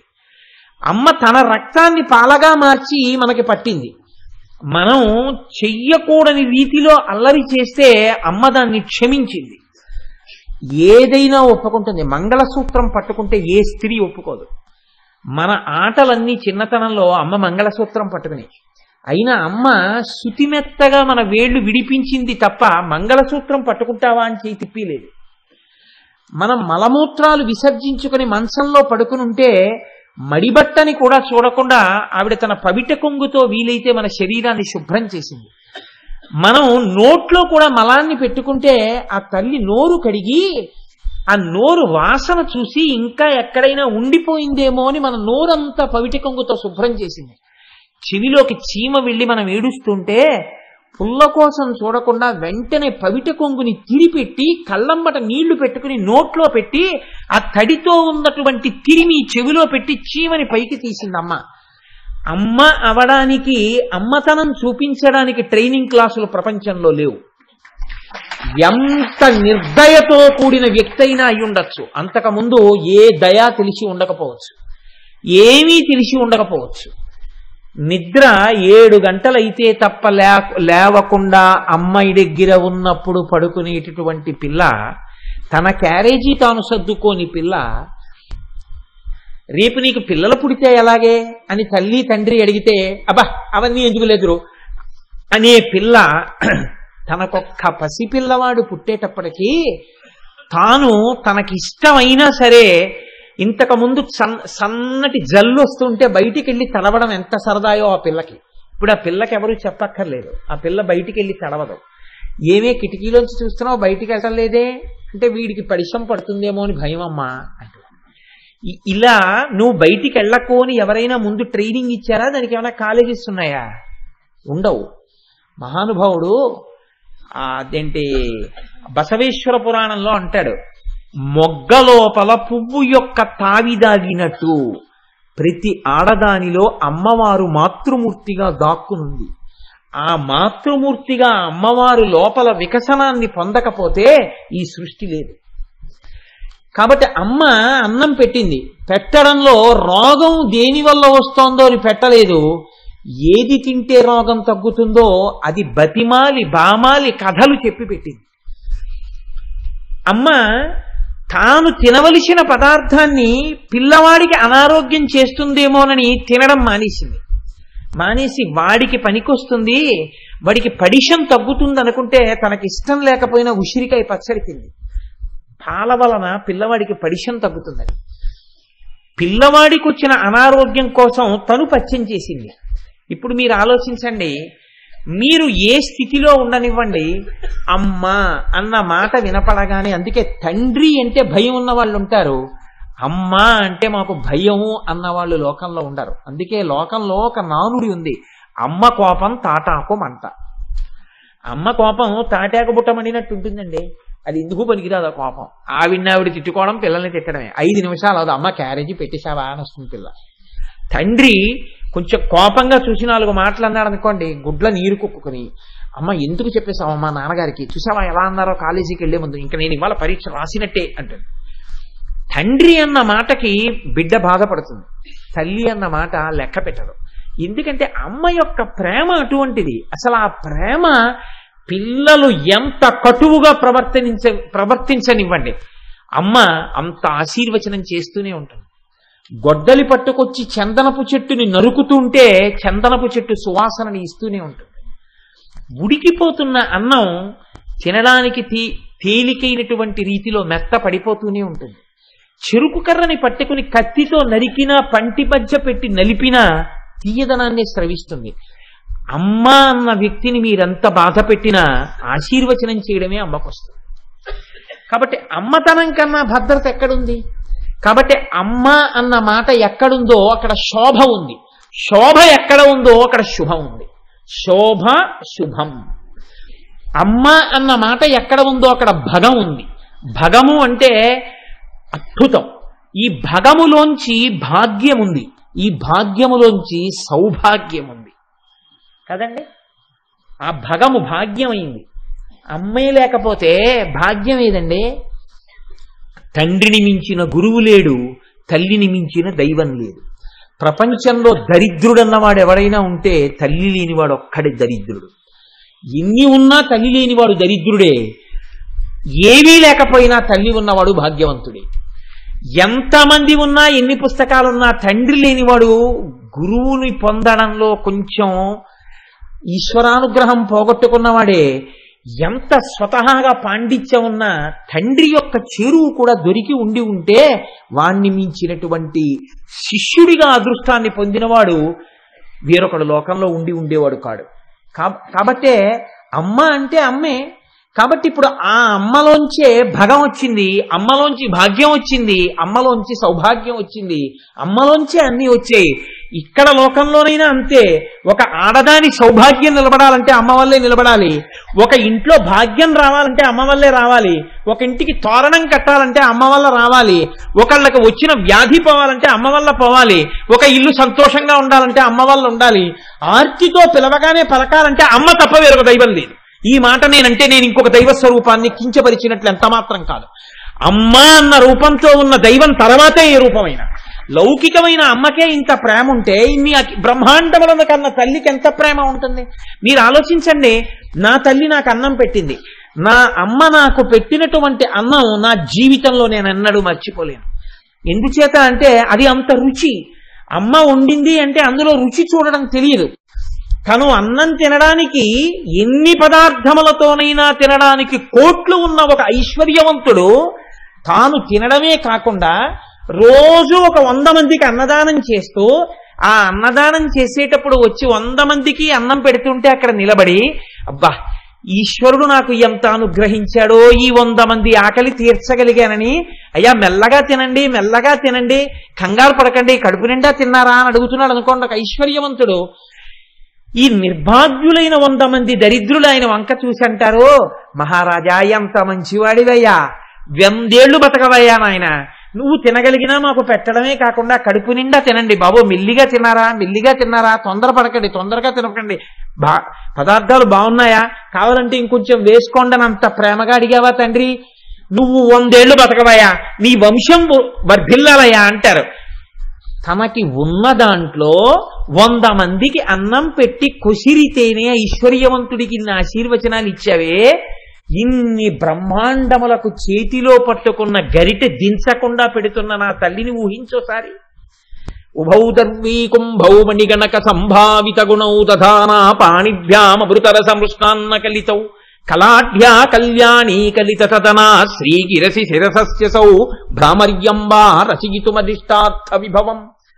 లలిత అన్న పేరుతో ఉంటే నేను సహస్రం చదవనండి, లలితా సహస్రం నాకొద్దు, అమ్మవారి నామం చెప్పను అంటే అది సంస్కారం అనుకోవాలా, కుసంస్కారం అనుకోవాలా? అంత అన్నం పెట్టేటటువంటి అమ్మ పేరు చెప్పడానికి నీకెందుకు బాధ వస్తున్నట్టు? అటువంటి స్వరూపాన్ని నువ్వు ఊహించగలిగితే ఆవిడే లలితా స్వరూపము. ఇంతమంది అమ్మలను గన్న అమ్మ ఎవరుందో, ఇంత జీవకోటికి అన్నం పెడుతున్న అమ్మ ఎవరుందో, ఆ అమ్మల గన్న అమ్మ, ఆ అన్నపూర్ణమ్మ, మీ అమ్మ, మా అమ్మ, అందరి అమ్మల అమ్మ, అమ్మలలో ఉన్న అమ్మతనం రాజీభూతమైన అమ్మ లలితమ్మ. కాబట్టి అటువంటి తల్లిని లోకానతిత్య లలితే లలితా తేన చోక్యతే, దయ కలిగిన అమ్మ. కాబట్టి ఇది ఆవిడ లాలిత్యం, ఇది ఆవిడ ఎరుపుతనం, ఇది ఆవిడ అనురాగం, ఇది ఆవిడ కాంతి, ఇది ఆవిడ శోభ, ఇది ఆవిడ యొక్క భగం. కాబట్టి చూడండి, ఇటువంటి తల్లి ఈవిడ నామాల్ని చెప్తూ అగస్త్యుల వారికి ఉపదేశం చేస్తున్నాడు హయగ్రీవుడు. హయగ్రీవుడు మహానుభావుడు. జ్ఞానానందమయం దేవం నిర్మల స్ఫటికాకృతిం ఆధారం సర్వ విద్యానాం హయగ్రీవం ఉపాస్మహే. ఆ హయగ్రీవావతారం ఎలా వచ్చింది అన్న దాని మీద భాగవతంలో, దేవీ భాగవతంలో, ఇతరమైన చోట్ల అనేకమైనటువంటి విషయములను చెప్పి ఉన్నారు. భాగవతంలో మాత్రం అంటారు దధీచి మహర్షియే ఈ హయగ్రీవావతారంతో బ్రహ్మజ్ఞానాన్ని బోధ చేశాడు అని ఒక కథ. కాబట్టి అటువంటి హయగ్రీవమూర్తి విష్ణువాంశలో ఉన్నటువంటి వారు. అటువంటి హయగ్రీవుడు అగస్త్య మహర్షికి ఈ లలితా సహస్రనామ స్తోత్రాన్ని రహస్యనామములు అంటూ ఉపదేశం చేశారు. రహస్యనామములు అనడానికి కారణం ఒక్కటే. నా ఉపన్యాసాల్లో నేను ఈ బీజాక్షరాలకి సంబంధించినటువంటి అనుసంధానం ఎక్కువగా చెయ్యడానికి విముఖుడను. కారణం ఏమిటి అంటే ఒక్కటే. పరమాచార్య స్వామి ఒకానొక నాడు కంచిలో మాట్లాడుతూ ఎన్నడూ బహిరంగ వేదికల మీద నీకు తెలుసు కదా అని కాని ఇంకొకలా కాని బీజాక్షర సంపుటీకరణముల గురించి మాట్లాడవద్దు అని శాసనం చేశారు. కాబట్టి నేను దాని వైభవాన్ని ప్రస్తావన చేసే ప్రయత్నం చేస్తాను. ఎక్కడైనా దాని యొక్క గొప్పతనాన్ని అందించడం కోసం 1-2 చోట్ల ఉదాహరణగా మాత్రమే మీకు ఆవిష్కరించే ప్రయత్నం చేస్తాను. మధ్యలో ఎక్కడో ఆ సందర్భం వచ్చినప్పుడు లలితా స్తోత్రాన్ని, లలితా నామములను రహస్యనామములు అని చెప్పడానికి ఒక కారణం ఉంది. పెద్దలైనటువంటి వారు ఇప్పటికీ ఉన్నారటువంటి మహానుభావులు, మీకు చాలా మందికి సభలో తెలిసే ఉంటుంది. వారు ధ్యానం చేస్తే ఒక్కొక్క నామం మీద ఆ నామము బీజాక్షరములుగా వారికి దర్శనమిచ్చింది. వారు ఆ బీజాక్షరములతో ఉన్నటువంటి నామాన్ని తీసుకెళ్లి హోమంలో సంపుటీకరణం చేస్తే వారికి ఆ దేవతా స్వరూపం అగ్నిహోత్రంలో సాక్షాత్కరిస్తే వాళ్ళు ప్రార్థనా శ్లోకాలు రచన చేశారు. ఇప్పటికీ ఒక్కొక్క నామాన్ని అనుసంధానం చేసి ఒక్కొక్క రకమైన ప్రయోజనాల్ని పొందారు. హృద్రోగాన్ని కూడా దాటేశారండి కొంతమంది లలితా సహస్రంలో ఒక్కొక్క నామాన్ని పట్టుకుని. అంతంత శక్తివంతాలు. మీరు ఒక్క నామం పట్టుకుంటే ఏ స్థాయిలోనైనా ఉద్ధరించేస్తుంది. అంత గొప్ప నామాలు. మీరు ఎంతగా తవ్వుకుంటే అన్ని మాణిక్యములను వెలికి ఇయ్యగలిగినటువంటి గనులు ఆ నామములు. అందుకే అమ్మవారు వాటిని వసిన్యాది దేవతలతో చెప్పించింది. కాబట్టి అగస్త్య మహర్షిని పిలిచి హయగ్రీవుడు ఉపదేశం చేస్తూ ఒక మాట అంటాడు. ప్రహృష్టో వచనం ప్రాహ తాపసం కుంభసంభవం. కుంభసంభవం అని పిలిచాడు. కుంభసంభవ అని. కుంభసంభవ అని ఎందుకు పిలిచాడంటే, మనం ఊపిరిని పీలుస్తాం. ఊపిరిని పీల్చడాన్ని పూరకము అంటారు, విడిచిపెట్టడాన్ని రీచకము అంటారు. మనకి పీల్చడం విడవడం తెలుసు, కానీ ఈ వాయువుని లోపల నిలబెట్టడం మనకి చేత కాదు. మహాత్ములైనటువంటి వారు వాయువుని కుంభిస్తారు. ఆ కుంభించడం గురుముఖత తెలుసుకుంటారు, తెలుసుకుని కుంభింపజేస్తారు. వారు అప్పుడు వెంటనే మనసుని తమ అదుపులోకి తెచ్చుకుని అంతర్ముఖులైపోతారు. అగస్త్య మహర్షికి కరతలామలకమైనటువంటి విద్య కుంభసంభవ అంటే వాయువుని కుంభించడమునందు పరమనిష్ణాతుడైనటువంటి వాడా, కాబట్టి అంతర్ముఖుడు కాగలిగినటువంటి వాడా, అమ్మవారి దర్శనం పొందగలిగినటువంటి వాడా, అందుకని నీకు నేను ఉపదేశం చేస్తున్నాను లలితా సహస్రనామ స్తోత్రాన్ని. ఇది రహస్యనామ స్తోత్రం కాబట్టి నీకు ఇటువంటి నామములను చెప్తున్నాను. ఇత పూర్వం అనేకమైనటువంటి నామములు లోకంలో ఉన్నాయి. గంగా సహస్రనామములు, గాయత్రీ సహస్రనామములు, కామేశ్వరీ సహస్రనామములు, వారాహి సహస్రనామములు, లక్ష్మీ సహస్రనామములు, రాజరాజేశ్వరీ సహస్రనామములు, సరస్వతీ సహస్రనామములు, లలితా సహస్రనామం, శ్యామలా సహస్రనామం, భవానీ సహస్రనామం, ఇవన్నీ ఉన్నాయి. కానీ లలితా సహస్రనామమునకున్నటువంటి ప్రత్యేకతే వేరు. ఎందుకని లలితా సహస్రనామానికి అంత గొప్ప ప్రత్యేకత వచ్చిందో, దేవతలు చిదగ్నిగుండంలోంచి ఆవిర్భవించినటువంటి అమ్మవారిని చూసి సహస్రనామాలు చెప్పలేదు కదా. మరి ఏ సందర్భంలో ఎప్పుడు వచ్చాయి ఈ సహస్రనామాలు, ఎవరు చెప్పారు, ఎందుకు చెప్పారు, ఆ నామాలకి అంత శక్తి ఎక్కడి నుంచి వచ్చింది? దీని గురించి నీకు నేను మొట్టమొదట ఈ విషయాన్ని చెప్తాను, నువ్వు చాలా జాగ్రత్తగా అవధరించు అంటూ హయగ్రీవుడు అగస్త్య మహర్షితో ఈ విషయాన్ని చెప్తున్నారు. ఒకానొక నాడు లలితాదేవి ఒక పెద్ద సభ తీర్చింది. లలితాదేవి తీర్చినటువంటి సభకు అన్ని బ్రహ్మాండములకు సంబంధించినటువంటి నాయకులు వచ్చారు. అన్ని బ్రహ్మాండములలో ఉన్న బ్రహ్మలు. ఇప్పుడు మన జిల్లాకు ఒక కలెక్టర్ గారండి, chief secretary to the government of Andhra Pradesh collectors meeting సమన్ చేశాడు అనుకోండి, అన్ని జిల్లాల కలెక్టర్లు ఆయన దగ్గరికి వెడతారు. మనకి కలెక్టర్ గారు గొప్ప, మన కలెక్టర్లందరికీ చీఫ్ సెక్రటరీ గారు గొప్ప. అలా చీఫ్ సెక్రటరీ గారి దగ్గరికి వెళ్ళి వీళ్ళందరూ నమస్కారం చేస్తారు, కూర్చోండి అంటారు, ఆయన కూర్చుంటారు. చీఫ్ సెక్రటరీ గారు వాళ్ళకి ఇన్స్ట్రక్షన్స్ ఇస్తారు, మీరు ఇలా ఇలా చెయ్యండి, ఇలా ఇలా పని చేయండి అంటారు. తప్పకుండా మేము అలా చేస్తాం అంటారు. ఆయన చెప్తే ఇది మేము చెయ్యడం ఏమిటని ఉండదు. మీరు వారంలో ఒక రోజు సాంఘిక సంక్షేమ హాస్టల్లో పడుకోండి అన్నారు అనుకోండి, చీఫ్ సెక్రటరీ గారు నేను పడుకున్నానని కంప్లైంట్స్ రిపోర్ట్ పంపించవలసి ఉంటుంది. ఎందుకంటే చీఫ్ సెక్రటరీ గారి పవర్ అటువంటిది. దాని ముందు కలెక్టర్ గారి పవర్ తగ్గుతుంది. కలెక్టర్ గారి దగ్గరికి మనం వెడితే చీఫ్ సెక్రటరీ గారి దగ్గర నించున్నట్టు మా దగ్గర నించోండి అని మనం అనకూడదు, మనం ఆయన దగ్గర నించోవాలి. అలాగే ఒక్కొక్క బ్రహ్మాండమనందు ఒక బ్రహ్మ, ఒక విష్ణువు, ఒక రుద్రుడు ఉంటారు. కానీ ఇన్ని బ్రహ్మాండములలో ఉన్నటువంటి త్రిమూర్తులు లలితా సభయందు అమ్మవారి ముందు బిడ్డలు. కాబట్టి ఎంతమంది బ్రహ్మలు వచ్చారు, ఎంతమంది విష్ణువులు వచ్చారు, ఎంతమంది రుద్రులు వచ్చారు అని అడిగారు. ఆ సంఖ్య చెప్పడం వీలు కాదు అన్నారు. వేదంలో ఎంత పెద్ద సంఖ్యలున్నాయో, రామాయణం కిష్కింధకాండలో ఎంత పెద్ద పెద్ద సంఖ్యలున్నాయో అంతమంది వచ్చారట. సేవార్థమాగతాస్త్ర బ్రహ్మాణి బ్రహ్మకోటయ లక్ష్మీనారాయణానాంచ కోటయ సముపాగత గౌరీ కోటి సమేతానాం రుద్రాణామపి కోటయ మంత్రిణీ దండినీ ముఖ్యా సేవార్థం యా సమాగతాః. అమ్మవారిని సేవించడం కోసమని కొన్ని కోట్ల మంది గౌరీదేవులు, కొన్ని కోట్ల మంది రుద్రులు, కోట్ల మంది బ్రహ్మలు, కోట్ల మంది సరస్వతీదేవులు, కోట్ల మంది విష్ణువులు, కోట్ల మంది లక్ష్ములు, ఇంతమంది వచ్చారు. ఇంతమంది వచ్చి ఆ సభలో కూర్చుని ఉన్నారు. అమ్మవారు ఎత్తైనటువంటి సింహాసనం మీద కూర్చునుంది. అమ్మవారికి అటు ఇటు అమ్మవారి యొక్క బిడ్డలు, అమ్మవారి యొక్క మంత్రులు కూర్చుని ఉన్నారు. ఇప్పుడు ఆ తల్లి ఆ సభలో ఉండగా ఒక మాట చెప్పింది. ఆవిడ ఆజ్ఞ ఇచ్చింది. ఎవరికి ఆజ్ఞ ఇచ్చింది? వసిన్యాది దేవతలు అని పిలుస్తూ ఉంటారు 8 మంది. వీళ్ళని వాగ్దేవతలు అని పిలుస్తారు. ఈ వాగ్దేవతల యొక్క అనుగ్రహం కానీ ఎవరికైనా కలిగిందనుకోండి, భూపసభాంతరాళమున పుష్కళ వాక్చతురత్వము, ఎంత గహనమైన విషయమైనా సరే అవతల వాళ్ళకి అర్థమయ్యే రీతిలో చెప్పగలిగినటువంటి గొప్ప శక్తి వాళ్ళ వాక్కులకు వస్తుంది. వాక్కులకు అటువంటి శక్తి కలగాలి అంటే వాగ్దేవతానుగ్రహం ఉండాలి.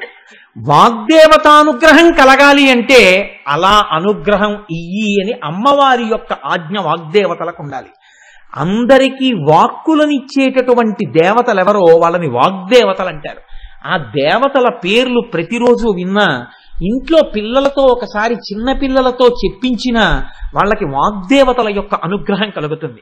వాళ్ళు అమ్మవారి చుట్టూ ఉంటారు ఎప్పుడు. ఆ యనమండుగురే అరుణాదేవి, కామేశ్వరీదేవి, కౌళినీదేవి, జయినీదేవి, మోదినీదేవి, నళినీదేవి, విమలాదేవి, సర్వేశ్వరీదేవి. ఈ యనమండుగురులో వసిని అన్న పేరుతో ఉన్న దేవతని అనుసంధానం చేస్తూ వసిన్యాది దేవతలు అని పిలుస్తూ ఉంటారు. ఈ యనమండుగురు వాగ్దేవతలు.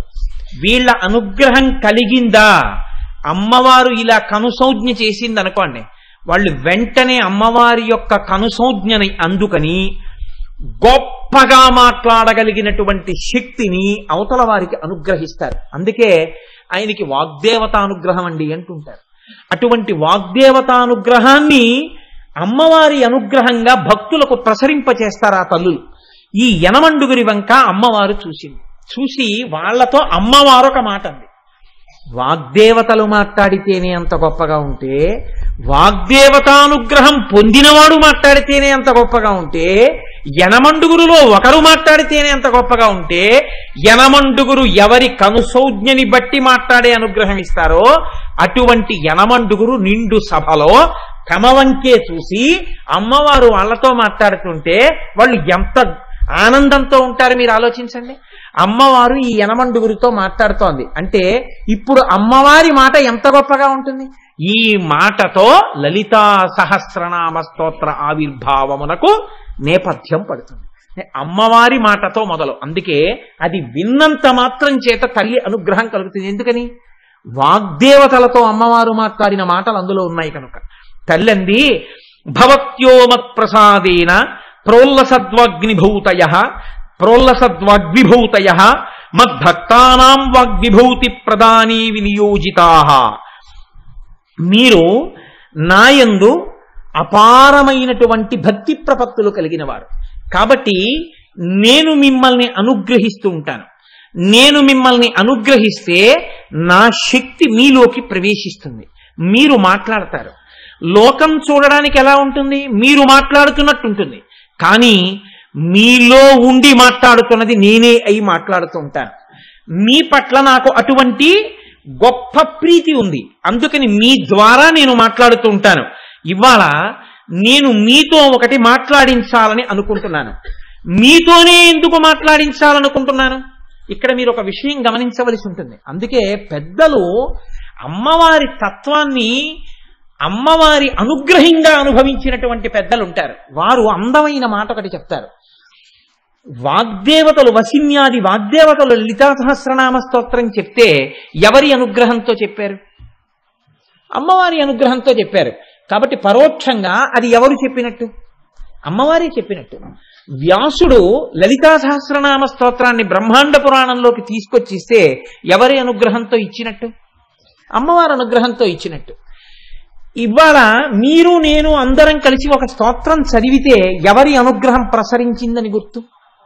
అమ్మవారి అనుగ్రహం ప్రసరించిందని గుర్తు. లేకపోతే కూర్చోరు, చదవలేరు మీరు. అలాగే శంకరాచార్యులు వారు సౌందర్యలహరి రచన చేస్తే ఎవరి అనుగ్రహం ప్రసరించిందని గుర్తు? అమ్మవారిదే. కాబట్టే శంకరాచార్యులు వారు సౌందర్యలహరంతా చేసి చిట్ట చివరో మాట చెప్పారు. ప్రదీపజ్వాలాభిర్దివసకర నీరాజన విధి సుధాసూతే సవ్యోపల జలల వైరర్ఘ్యరచన అంటూ, అమ్మా చంద్రకాంత శిలల నుంచి స్రవించేటటువంటి నీటిని తీసుకొచ్చి చంద్రుడికి అర్ఘ్యం ఇస్తే ఎలా ఉంటుందో, అలాగే సముద్రంలో ఉండేటటువంటి నీటిని తీసి సముద్రానికి తర్పణ ఇస్తే ఎలా ఉంటుందో, స్వకీయైరంబోభిస్సలిల నిధి సాహిత్యకరణం, అందులో ఉండే నీళ్లు తీసి సముద్రానికి తర్పణ ఇచ్చాడు. సూర్య భగవానుడికి ఎదురుగుండా ఓ దీపం పెట్టి సూర్యుడికి నీరాజనం ఇచ్చాడు. ఈ మూడు ఎలా ఉంటాయో అలాగే తల్లి నీవు ఇచ్చిన వాక్కులు నాలోకొస్తే నేను చెప్పినటువంటి వాక్కులు నీ గురించి నేను చెప్పానన్నా అలాగే ఉంటుంది. నేను చెప్పడం ఏమిటి? నువ్వు నాలో ఉండి నాతో చెప్పిస్తున్నావు. లేకపోతే నేను చెప్పడం అన్నది ఉంటుందా? అసలు ఉండదు. నువ్వే పలుకుతున్నావు నాలోంచి. కాబట్టి సౌందర్యలహరి నేను పలికానా, నువ్వు పలికావా? నువ్వే పలికావు. వాగ్దేవతానుగ్రహం కలిగింది కాబట్టి పలికాను, లేకపోతే పలకడం ఉంటుందా? ఉండదు. వాగ్దేవతానుగ్రహం కలిగిందంటే ఎందుకు కలిగింది? వాగ్దేవతల వక్క నువ్వు చూసి కనుసైగ చేశావు వాడిలో అనుగ్రహించని. కాబట్టి అనుగ్రహిస్తే పలుకుతోంది ఉపాధి. కాబట్టి నువ్వే నాలోంచి పలుకుతున్నావు అన్నారు శంకరాచార్యుల వారు. ఎందుకు పలికిస్తున్నాను? వసిన్యాది దేవతలతోనే. అమ్మవారు చెప్తోంది వివరణ. ఆవిడంది, మచ్చక్రస్య రహస్యజ్ఞ మమ నామ పరాయణాః మమ స్తోత్ర విధానాయ తస్మాదాజ్ఞాపయామి వహ. మీరు నాకు సంబంధించినటువంటి శ్రీచక్ర రహస్యాలన్నీ మీకు తెలుసు. నాకు సంబంధించినటువంటి నామముల వెనకాతల ఉన్న రహస్యమంతా మీకు తెలుసు. మీరు నా స్తోత్రమంతా మీరు తెలుసున్నవారు. మీరు నా ఆజ్ఞని అనుసరించి ప్రవర్తించేటటువంటి అపారమైన భక్తి కలిగిన వారు. అంటే ఇప్పుడు అమ్మవారి యొక్క ఉద్దేశ్యం ఏమిటి? ఈ నామములను వీరి చేత పలికించి లోకమునకు అనుగ్రహాన్ని కటాక్షించాలి. ఈ నామములను పలికిన వారికి అనుగ్రహాన్ని ఇవ్వాలి. అందుకని వసిన్యాది దేవతలతో ఈ నామాలు పలికించాలి. శ్రీచక్ర రహస్యాలు తెలియాలి అంటే ఈ నామముల ద్వారా తెలియాలి. తెలుసున్న వసిన్యాది దేవతలతో చెప్పించాలి. చెప్పిస్తే ఈ నామాలలో శ్రీచక్ర రహస్యాలు తెలుస్తాయి. తెలిస్తే శ్రీచక్రార్చన చెయ్యగలుగుతాడు. ఈ నామముల చేత అమ్మవారి స్తోత్ర రహస్యాలు తెలియాలి. అందుకని వసిన్యాది దేవతలతో ఈ స్తోత్రం చెప్పించాలి. శ్రీచక్ర రహస్యం తెలియకపోయినా, స్తోత్ర రహస్యం తెలియకపోయినా, బీజాక్షర రహస్యం తెలియకపోయినా పర్వాలేదు, కనీసం నామం చెప్పడం రావాలి. ఈ నామం చెప్పడం కూడా చేత కాని వాళ్ళుంటే నేనే వీళ్లతో చెప్పించి వాళ్ళకి అందించి వాళ్ళ చేత అదే నామాన్ని తిరిగి చెప్పించి మీరు చెప్పారన్న పుణ్యాన్ని వాళ్ళ ఖాతాలో వేసి వాళ్ళని అనుగ్రహించాలి. ఈ అనుగ్రహం కోసం ఇవాళ నేను మీతో చెప్పిస్తున్నాను. ఇది పరోక్షమైనటువంటి రహస్యం. కాబట్టి ఓ వసిన్యాది దేవతలారా, మీరిప్పుడు ఒక స్తోత్రాన్ని చెప్పండి. ఈ స్తోత్రం ఎటువంటిదై ఉండాలో తెలుసా? కురుధ్వమంకితం స్తోత్రం మమ నామ సహస్రకైః ఏన భక్త్యైః స్తుతాయామే సద్య ప్రీతి పరాభవేత్. ఎవరైతే ఈ స్తోత్రాన్ని చేస్తున్నారో ఈ స్తోత్రం చిట్ట చివర నాకు అంకితమీయబడినటువంటి స్తోత్రంగా ఉండాలి. ఈ స్తోత్రం ఎవరు చేస్తున్నారో వాళ్ళకి వెంటనే నా యందు అపారమైన భక్తినిస్తాను, నేను వారి యందు ప్రీతి పొందుతాను, ప్రీతి పొంది వారికి కావలసినటువంటి సమస్తమైనటువంటి కోరికలను తీరుస్తాను. ఇప్పుడు అటువంటి ఓషధి ఒకటి తయారు కావాలి, మీ నోటి వెంట అటువంటి స్తోత్రం ఒకటి రావాలి. కాబట్టి చిట్ట చివర నామస్తోత్రమునకు చివర అంకితాన్ని ప్రకటించండి. అంటే నా నామంతో ఆ స్తోత్రం వెళ్ళాలని నేను ఆజ్ఞాపిస్తున్నాను. కాబట్టి అంకితం నామభిర్దివ్యై మమ ప్రీతి విధాయకై తత్పటద్వం సదాయూయం స్తోత్రం మత్ప్రీతి వృద్ధయే. ఈ స్తోత్రాన్ని చెయ్యడం వల్ల నా అనుగ్రహంతో వాళ్ళ కోరికలన్నీ తీరుతాయి. ఇప్పుడు అమ్మవారు తన పేరుతో ఈ స్తోత్రం రావాలని చెప్పింది. మీరు ఒకటి ఆలోచించండి, ఇందులో అమ్మవారి యొక్క విశిష్టమైన నామంతో చెప్పబడింది ఈ స్తోత్రం. నేను ఈ మాట ఎందుకు అంటున్నాను అంటే, అమ్మవారి నామం ఏదున్నా దాంట్లో పక్కన శివుని యొక్క స్పర్శ ఉంటుంది. శివ శివ, హంస హంసి, రుద్ర రుద్రాణి, శంభు శాంభవి అలా ఉంటాయి. ఇప్పుడు ఈ స్తోత్రంలో ఆ పేరుతో పిలవడానికి పక్కనే శివస్పర్శ కల్పించడం కష్టం, అది అమ్మవారికి చెందినవేగా కనపడాలి. అందుకే ఏవం లలితానామ్యాం, లలిత అన్న పేరుతోనే పిలిచారు. అంకితం చిట్ట చివర చేశారు. ఇవి లలితానామములు. అమ్మ ఎంత గొప్పదైనా పేరుతో మొదలెట్టకూడదు. అమ్మ ఎంతో గొప్పదైపోయిందని అమ్మ ఆ పిల్లవాడు పుట్టినప్పుడు అమ్మ మామూలుగా ఒక గృహిణి పిల్లవాడికి 5వ క్లాసో 6వ క్లాసులోనో పాఠాలు చెప్తున్నప్పుడు వాడితో హోంవర్క్ చేయిస్తూ, ఏమండి ఉత్తినే కూర్చోవడం ఎందుకు, నేను డిగ్రీ కడతానంది అమ్మ. డిగ్రీ కట్టింది, భర్త ప్రోత్సహించాడు. ఆ తరువాత పిల్లవాడు మెల్లిగా ఇంటర్మీడియట్కి వచ్చాడు, అమ్మ చెప్పేది లేదు, కానీ వాడు నిద్రపోకుండా టీ క్లాస్ కట్టు కూర్చుంటుంది. ఉత్తినే కూర్చోవడం ఎందుకండి, నేను పీజీ కడతానంది, ఎంఏ కట్టింది. పిల్లవాడు పాస్ అయ్యాడు, అమ్మ పాస్ అయింది. పిల్లవాడు ఇంటర్మీడియట్ పాస్ అయ్యాడు, అమ్మ ఎంఏ పాస్ అయింది.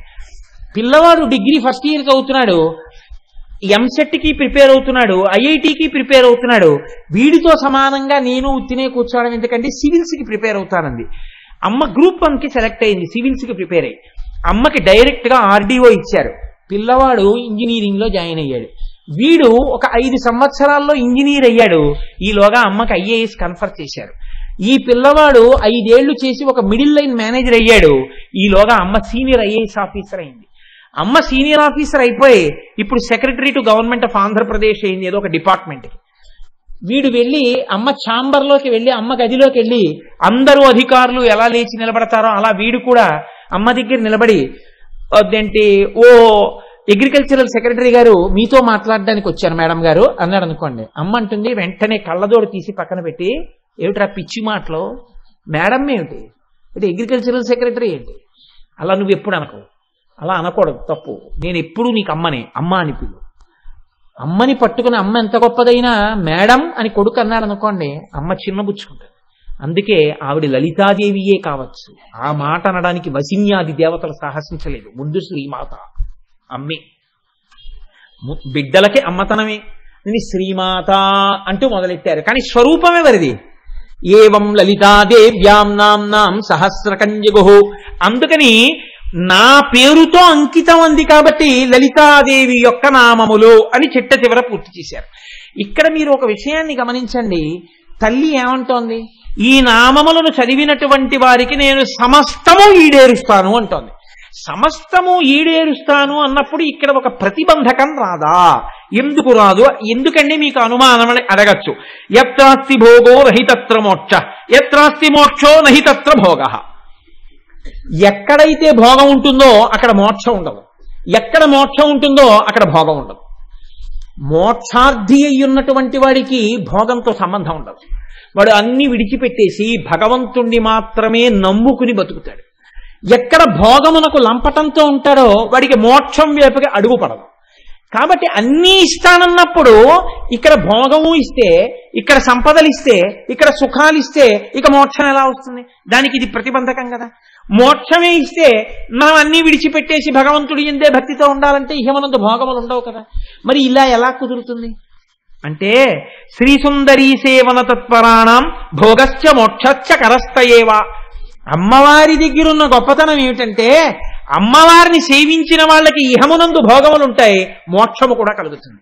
అలా ఎలా కలుగుతుందండి అంటారేమో, పురుషార్థ సమన్వయం అమ్మవారిని నేర్పుతుంది అన్నారు. ఏముందండి, ఇహమునందు అర్థం ఉండాలి, డబ్బు ఉండాలి. ఎంత డబ్బు ఉంటే మీకెందుకు? అది ధర్మంతో ముడిపడిపోయింది.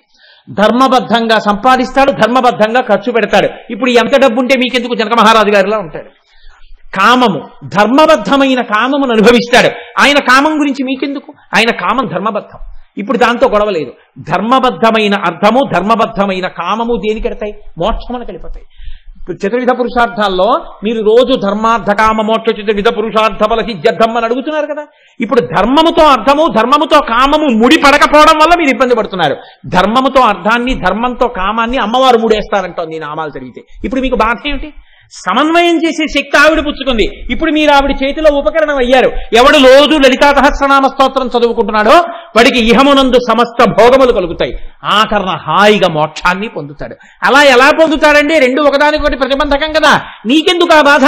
అమ్మవారు సమన్వయం చేస్తుంది ధర్మంతో అర్థాన్ని, కామాన్ని, మోక్షాన్ని పొందుతావు. నీకేమిటి బెంగ? అందుకే లలితా సహస్రనామ స్తోత్రమునందు ఒక గమ్మత్తు ఉంటుంది. మీరు ఎప్పుడైనా గమనించారో లేదో, లలితా సహస్రంలో ఇన్ని ఆవిడ ఎలా ఇవ్వగలదండి? పరబ్రహ్మం కాబట్టి ఇవ్వగలదా? నీకేమిటి బెంగ? ఆవిడ పరబ్రహ్మం కాబట్టి ఆవిడ అన్ని ఇవ్వగలదు. పరబ్రహ్మం అని ఎక్కడుంది? వసిన్యాది దేవతలు చేసినటువంటి స్తోత్రంలో ఉంది. చూడండి, పరబ్రహ్మము అని గుర్తుపట్టడానికి ఆవిడ పేర్లు కొన్ని నేను మీకు విజ్ఞాపన చేస్తాను.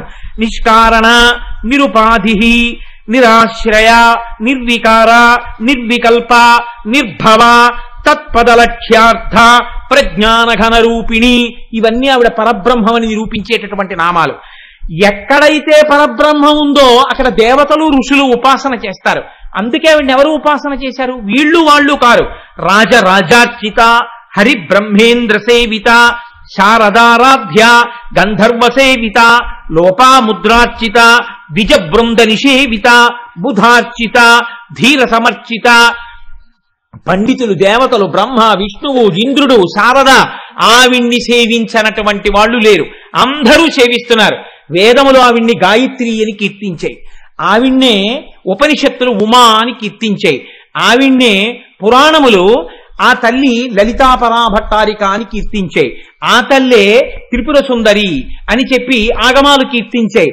ఆ తల్లే పెద్దింటమ్మ, పేరంటాలమ్మ, మరిడమ్మ, మహాలక్ష్మమ్మ, పేరంటాలమ్మ అని పేర్లు పెట్టి ఏమీ తెలియనటువంటి జానపదులు కీర్తించారు. ఎవరు ఎలా కీర్తించినా అమ్మని కీర్తించకుండా లోకం ఉందా? ఆ తల్లిని కీర్తిస్తూనే ఉన్నారు. కనుకనే అందరూ ఆవిడ్ని కీర్తించిన వాళ్లే. ఆవిడ్ని కీర్తిస్తే కేవలము ఇహమనందు సుఖమేనా? కొన్ని కోట్ల జన్మల నుంచి వచ్చినటువంటి పాపములు ఏమైనా ఉంటే అవి పోయి ఉత్తర జన్మలు మంచివి కలిగే అవకాశం ఉందా? ఉత్తర జన్మల్ని కూడా ఆవిడ దిద్దుబాటు చెయ్యగలదు. గత జన్మలలో వచ్చినటువంటి పాప రాశినంతటిని ధ్వంసం చెయ్యగలదు. ఎక్కడుంది? మృత్యుమధని, విఘ్ననాశిని, కలికల్మషనాశిని, పాపనాశిని, భవనాశిని, భేదనాశిని, జ్ఞానద. ఇవన్నీ అమ్మవారు ఎన్ని జన్మల నుంచో వచ్చినటువంటి పాపములను కడగగలదు అని నిరూపించగలిగినటువంటి నామాలు. ఆ తల్లి అయితే ఇహమునందు మాకేమీ సుఖాలు ఉండవా అండి? లలితా సహస్రనామం చేస్తే ఇక్కడేం భోగాలు ఉండవా? ఉంటాయి. ఎలా ఉంటాయి? సుఖప్రద, సద్గతిప్రద, సౌభాగ్యదాయిని, అనుగ్రహద, వరద, రాజ్యదాయిని, ప్రాణద, సర్వార్థదాత్రి. ఇంకింతకన్నా మీకు రుజువేమిటి? ఇంత గొప్ప నామాలు. ఇప్పుడు ఆ అమ్మతనంలో, ఆ పరబ్రహ్మంలో స్త్రీయా, పురుషుడా, నపుంసకుడా? స్త్రీ అని మీరు అనుకుంటే శ్రీమాత, ఆవిడ పురుషుడు అనుకుంటే గుణనిధి, ఆవిడ నపుంసక నామం అనుకుంటే పరంజ్యోతి. అందుకే స్త్రీనామాలు, పురుషనామాలు, నపుంసక నామాలు కూడా అందులో ఉంటాయి. పరబ్రహ్మం స్త్రీయా, పురుషుడా, నపుంసకుడా? స్త్రీ పురుష నపుంసక మూర్తియును కాక, తిర్య కమర నరాది మూర్తియును కాక, కర్మ గుణభేద తరసత్ ప్రకాశి కాక, వెనుక నన్నుయుతానకు విభుతలంతు. ఇది లలితా సహస్రనామ స్తోత్ర వైభవం. అందుకే లలితా సహస్రనామ స్తోత్రంలోంచి మీరు ఎంత కష్టపడైనా సరే ఒక్క అక్షరం పనికి మాలిన అక్షరం ఉంది అని నిరూపిద్దామంటే కుదరదు. అంత గొప్పగా, ఎందుకనేది అమ్మవారి నోటి నుంచి వచ్చినటువంటి స్తోత్రం. మీకు నీళ్లు ఎక్కడైనా దొరకచ్చు. ఈశ్వర పాదోదకం దొరకమంటే దొరుకుతుందా? దొరకదు. మామూలు నీళ్లు తాగేటప్పుడు మీరు చెప్పులతో ఉన్నా గడగడా తాగేస్తారు. మీరు గబగబా దాహం ఆర్తితో ఉంటే నీళ్లు దొరికితే గబగబా రెండు చేతులతో నీళ్లు పట్టుకుని చేతుల అంచు దగ్గర పెదవులు పెట్టి గుటకలు వేస్తూ తాగేస్తారు. అదే ఈశ్వర పాదోదకం ఇస్తున్నానన్నారు అనుకోండి, దాహం కోసం తాగరు. మీ ఉత్తరీయం తీసి చేతి కింద పెట్టి జాగ్రత్తగా చేతిని చాపి కింద నీటి చుక్క పడకుండా ముమ్మార్లు లోపలికి పుచ్చుకుంటారు. ఎందుకు పుచ్చుకుంటారు? అది సమస్త పాపక్షయకరం. అది భగవంతుడి యొక్క పాదముల నుండి వచ్చినటువంటి తీర్థం, ఆయన శరీరమును కడిగితే వచ్చినటువంటి తీర్థం, ఆయన తాగగా మిగిలిన తీర్థం. అమ్మవారే వసిన్యాది దేవతలలో ప్రవేశించి మనని అనుగ్రహించడం కోసం చెప్పించిన స్తోత్రమైనప్పుడు ఆ స్తోత్రం మీ నోటి వెంట మళ్ళీ పైకొస్తే మీరు అమ్మవారి పాదతీర్థం మీకు వాగ్రూపంగా మారిందా లేదా? ధన్యులు కానని ఎందుకు అనుకుంటున్నారు? ఉత్తరక్షణం ధన్యత పొందడానికి అమ్మ అనుగ్రహించినటువంటి అమృత భాండమే లలితా సహస్రనామ స్తోత్రం. అందుకే లలితా సహస్రనామ స్తోత్రము 182.5 శ్లోకములలో నామములుగా చెప్పబడితే అందులో ఒక గొప్ప గమ్మత్తు చేశారు అన్నారు పెద్దలు. అందులో మళ్ళీ 9 లహరులను నడిపించారు. లావణ్యలహరి, వైభవలహరి, భావనాలహరి, ఆనందలహరి, చైతన్యలహరి, సాలోక్యలహరి, సామీప్యలహరి, సారూప్యలహరి, సాయుజ్యలహరి అని 9 లహరులు. ఒక్కొక్క లహరి 20 శ్లోకాలతో ఉంటుంది ఇంచుమించుగా. 9 20లు 180 శ్లోకాలుగా 9 లహరులు పెడతాయి. ఇందులో లహరి అంటే కెరటం, ప్రవాహం. ఇందులో మీరు మునక వేస్తే అమృతత్వాన్ని పొందుతారు. 9 లహరులతో కూడినటువంటి నామసహస్రం లోకంలో లలితా సహస్రం ఒక్కటే. 9 లహరులు, 9 కెరటాలు అందులో ప్రవహిస్తున్నాయి.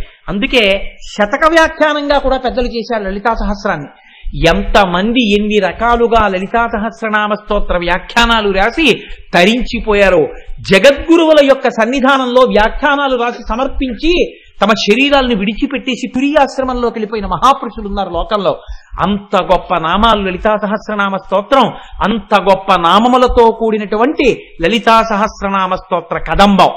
ఒక్క నామం మనసారా పలికితే చాలు, ఒక్క నామం పిలిస్తే చాలు, అమ్మవారి యొక్క అనుగ్రహం ఉత్తర క్షణంలో కలుగుతుంది.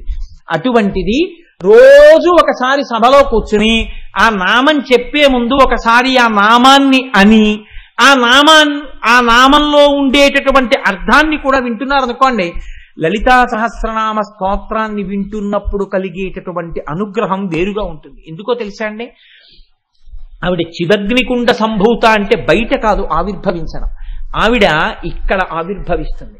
మీరు లలితా సహస్రం వింటున్నప్పుడు అమ్మవారు ఆ చిదగ్నిగుండంలోంచి బయటికి రావడం లావణ్యలహరి. అమ్మవారి యొక్క శరీరావయవములన్నింటినీ వ్యాస భగవానుడు వర్ణన చేస్తాడు. ఆ వర్ణన చేసేటప్పుడు మీకు తెలిసి కాని తెలియక కాని మీరు వింటున్నారనుకోండి, వింటున్నప్పుడు ఒక్కొక్కటి వింటుంటే ఒక్కొక్క రకమైనటువంటి ఫలితం వస్తుంది. మీకు నేను ఒక్క ఉదాహరణ మాత్రమే ఇవాళ నేను అందించే ప్రయత్నం చేస్తాను. అమ్మవారి యొక్క నాసిక గురించి మీరు వింటున్నారనుకోండి, అమ్మవారి ముక్కు గురించి వింటున్నప్పుడు అమ్మవారి ముక్కుకి ఒక ఆభరణం ఉంటుంది, దానికి ముత్యం ఉంటుంది. ఆ ముత్యం లోపలి భాగంలో ఉండి అమ్మవారు ఊపిరి తీసి విడిచిపెడుతున్నప్పుడు ఆ ముత్యం పైకొచ్చి లోపలికెడుతుంది.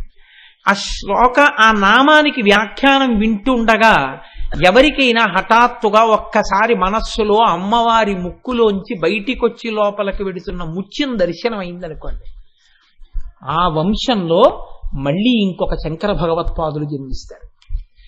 అంతటి మహాపురుషుడు, లోకానికంతటికి బోధ చెయ్యగలిగినటువంటి జగద్గురువు దేనివల్ల పుడతాడు అంటే అమ్మవారి యొక్క నాసాభరణం గురించి వింటే. తెలిసో తెలియకో అమ్మవారి చివితాటంకముల గురించి వింటున్నారనుకోండి, అమ్మవారి మంగళసూత్రం గురించి వింటున్నారనుకోండి, అలా విన్న కారణం చేత భర్తకి ప్రమాదం ముంచుకొచ్చేస్తోంది అనుకోండి, విన్న కారణం చేత భర్త యొక్క ప్రమాదం తొలగిపోయి పసుపు కుంకాలు నిలబడిపోతాయి. కుటుంబంలో ప్రమాదాలు రాకుండా రక్షింపబడతాయి. పైకి కనపడకుండా, ఫలం చెప్పకుండా ఒకే నామం అనేక రకములైనటువంటి ఫలితాలు ఇచ్చేస్తుంటుంది. మీరు బీజాక్షరాలు పలకాలనుకోండి, దానికి కొంత శౌచం, ఉచ్చారణ తెలియాలి. బీజాక్షరాలు పలకకుండా నామం పలుకుతున్నారనుకోండి, మీకు నేను ఎదరెదర అటువంటి రహస్యాలను 1-2 నామాలకు అందించే ప్రయత్నం చేస్తాను. నామములోనే రహస్యంగా బీజాక్షరాలు ఉంటాయి. మీరు తెలిసో తెలియకో నామం చెప్తున్నారనుకోండి, మీకు తెలియకుండానే ఆ బీజాక్షరాలు పలికేస్తారు. ఇప్పుడు ప్రమాదం లేని రీతిలో మీరు పలికినటువంటి ఆ బీజాక్షర సంపుటీకరణము చేత మీకు ఉత్తర క్షణంలో అమ్మవారి అనుగ్రహం ఆ విషయంలో ప్రసరణ జరుగుతుంది. ఇది ఇంత భద్రంగా అందించినటువంటి రహస్య స్తోత్రం, అంత గొప్ప స్తోత్రం లలితా సహస్రం ఒక్కటే. అందుకే పెద్దలు లలితా సహస్రనామ స్తోత్రం చదవని వాళ్ళు, లలిత నామములు చెప్పని వాళ్ళు లోకంలో ఉండరు. అంత గొప్ప నామములతో కూడుకున్నటువంటి స్తోత్రం అది. మీరు నమ్మండి నమ్మకపోండి, నేను ఒక యథార్థమైనటువంటి విషయాన్ని మీకు విజ్ఞాపన చేస్తున్నాను. ఇప్పటికీ నాకు పేర్లు చెప్పడం ఇష్టం లేదు సభలో, ఎందుచేత అంటే దానివల్ల లేనిపోని ఇబ్బందులు కలిగే అవకాశం ఉంటుంది. ఇప్పటికీ ఉన్నారు మహాపురుషులు. మనకి అదృష్టం ఉంటే, మనకి అవకాశం ఉంటే అటువంటి దర్శనం చేసినటువంటి ఒక మహాపురుషుణ్ణి లలితా సహస్రనామ స్తోత్ర వ్యాఖ్యానం అయ్యే లోపల ఈ వేదిక మీదకి తీసుకొచ్చి కూర్చోపెట్టి ఆనాడు వారు చేసిన పరిశ్రమ గురించి మీ అందరికీ ఆయన నోటితోటే వివరణ చేయించే ప్రయత్నం చేయిస్తారు.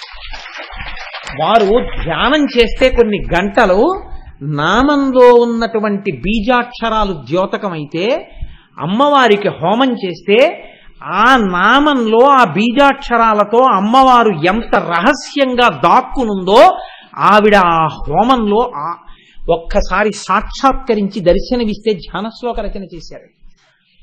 ఎంతమంది పెద్దలు అమ్మవారి యొక్క చరణ మంజీరముల ధ్వని ఒక్కటి వినపడి మోక్షస్థితులను పొందారు. అంత గొప్ప స్తోత్రం లలితా రహస్యనామ స్తోత్రం. అటువంటి స్తోత్రానికి, అటువంటి నామాలకి సౌభాగ్య భాస్కరం అన్న పేరుతో ఎన్నో వ్యాఖ్యానాలు వచ్చాయి. కానీ లోకంలో పెద్దలందరూ అంగీకరించి అందరి చేత స్తుతించబడినటువంటి వ్యాఖ్యానములలో చాలా గొప్పదిగా అలరారుతున్నటువంటి వ్యాఖ్యానం భాస్కరరాయల వారి చేత చేయబడినటువంటి సౌభాగ్య భాస్కరం. లలితా సహస్ర నామాన్ని వసిన్యాది దేవతలతో అమ్మవారు చెప్పిస్తే లలితా సహస్రనామ స్తోత్రంలో ఉన్న రహస్యార్థాల్ని భాస్కరరాయల వారి చేత ప్రకాశింపచేసింది అమ్మవారు. అసలు ఆ భాస్కరరాయల వారే అమ్మవారు. ఎందుచేతనంటే ఆయన్ని చూడాలనుకున్న వాళ్ళకి కుంకుమానంద స్వామి వారు ఒకసారి కళ్ళు తుడిచి కూర్చోబెట్టారు గంగానది ఒడ్డున. కూర్చోబెడితే భాస్కరరాయల వారు ఎలా కనపడ్డారో తెలుసా అండి? ఆయన మామూలుగా చూస్తే ఒకలా కనపడ్డారు. పెద్దలు కళ్ళు తుడిచి కూర్చోపెడితే ఎలా దర్శనమిచ్చారంటే ఆయన కుడి భుజం మీద లలితాదేవి, ఎడం భుజం మీద శ్యామలాదేవి కూర్చుని దర్శనమిచ్చారు. ఆయన అమ్మవారి అనుగ్రహంతో జన్మించి అమ్మవారి అనుగ్రహంతో వ్యాఖ్యానం చేశారు. ఆయన ఆ భాస్కరరాయల వారు చేసినటువంటి సౌభాగ్య భాస్కరాన్ని నేను ఆధారం చేసుకుని ఆ తల్లి అనుగ్రహించి నా చేత చెప్పించి 4 మాటలు ఆ వ్యాఖ్యానానికి పలికించి నా జన్మ సార్థకత చేసుకోవాలని, మనందరం కలిసి కాకినాడ పట్టణంలో సార్థకత పొందాలని, ఇక్కడ శారదానవరాత్రులు జరిగాయి, రామాయణం జరిగింది, భాగవతం జరిగింది. మీరందరూ పరమభక్తితో కూర్చుని ఎన్నో స్తోత్రాలు చేశారు. కనుక ఇక్కడ తప్పకుండా అమ్మవారు చెప్పిస్తుందని నమ్మకంతో ఇవాళ ఈ స్తోత్రాన్ని ప్రారంభం చేశాను. రేపటి రోజున ఒక మహాపురుషుడి యొక్క జీవితం, అసలు బ్రహ్మాండ పురాణంలో లలితా సహస్రనామ స్తోత్ర ఆవిర్భావం ఎందుకు వచ్చిందో మీకు ఇవాళ చెప్పాను. అది నేను కేవలం చాలా సంగ్రహంగా మాత్రమే వివరించాను. అదంతా చాలా పూర్ణంగా వివరణ చేయడం అంటే చాలా రోజులు పట్టేస్తుంది బ్రహ్మాండ పురాణం అని.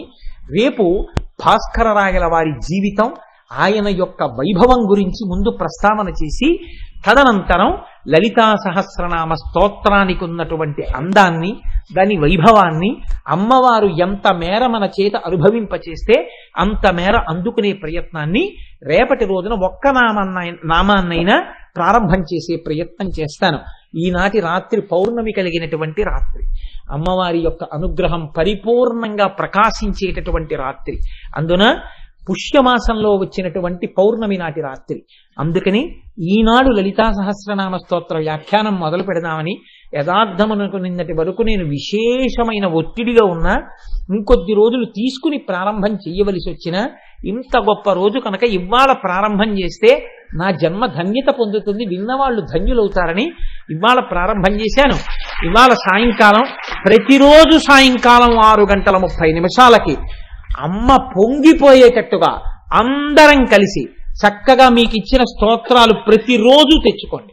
ప్రతిరోజు ఆ లలిత ఆ అమ్మవారికి ఆవిర్భావము కొరకు దేవతలు శంభుదేవుణ్ణి చేసిన ప్రార్థన, తర్వాత ఆవిర్భవించమని లలితాదేవిని చేసిన ప్రార్థన, ఆవిర్భవించిన లలితాదేవి పట్ల చేసిన ప్రార్థన, ఈ మూడింటినీ అనుసంధానం చేస్తూ మనందరం చక్కగా పరమ పవిత్రంగా ఉత్తరాయణం ప్రవేశించగానే చెప్పుకుంటున్న ప్రవచనం కనుక ఎన్నాళ్ళు నడిపిస్తుంది అమ్మవారి అనుగ్రహం. ఇక డసిపోయాం, చాలా రోజులు విన్నామండి, ఇంకా మమ్మల్ని ఇలా వేధిస్తారా అన్న రోజున శివశక్తి ఐక్య రూపిణి లలితాంబిక అని పూర్తి చేసేస్తాను. కాబట్టి 42 రోజులో 40 రోజులో 30 రోజులో 20 రోజులో 50 రోజులో ఆ తల్లి అనుగ్రహం.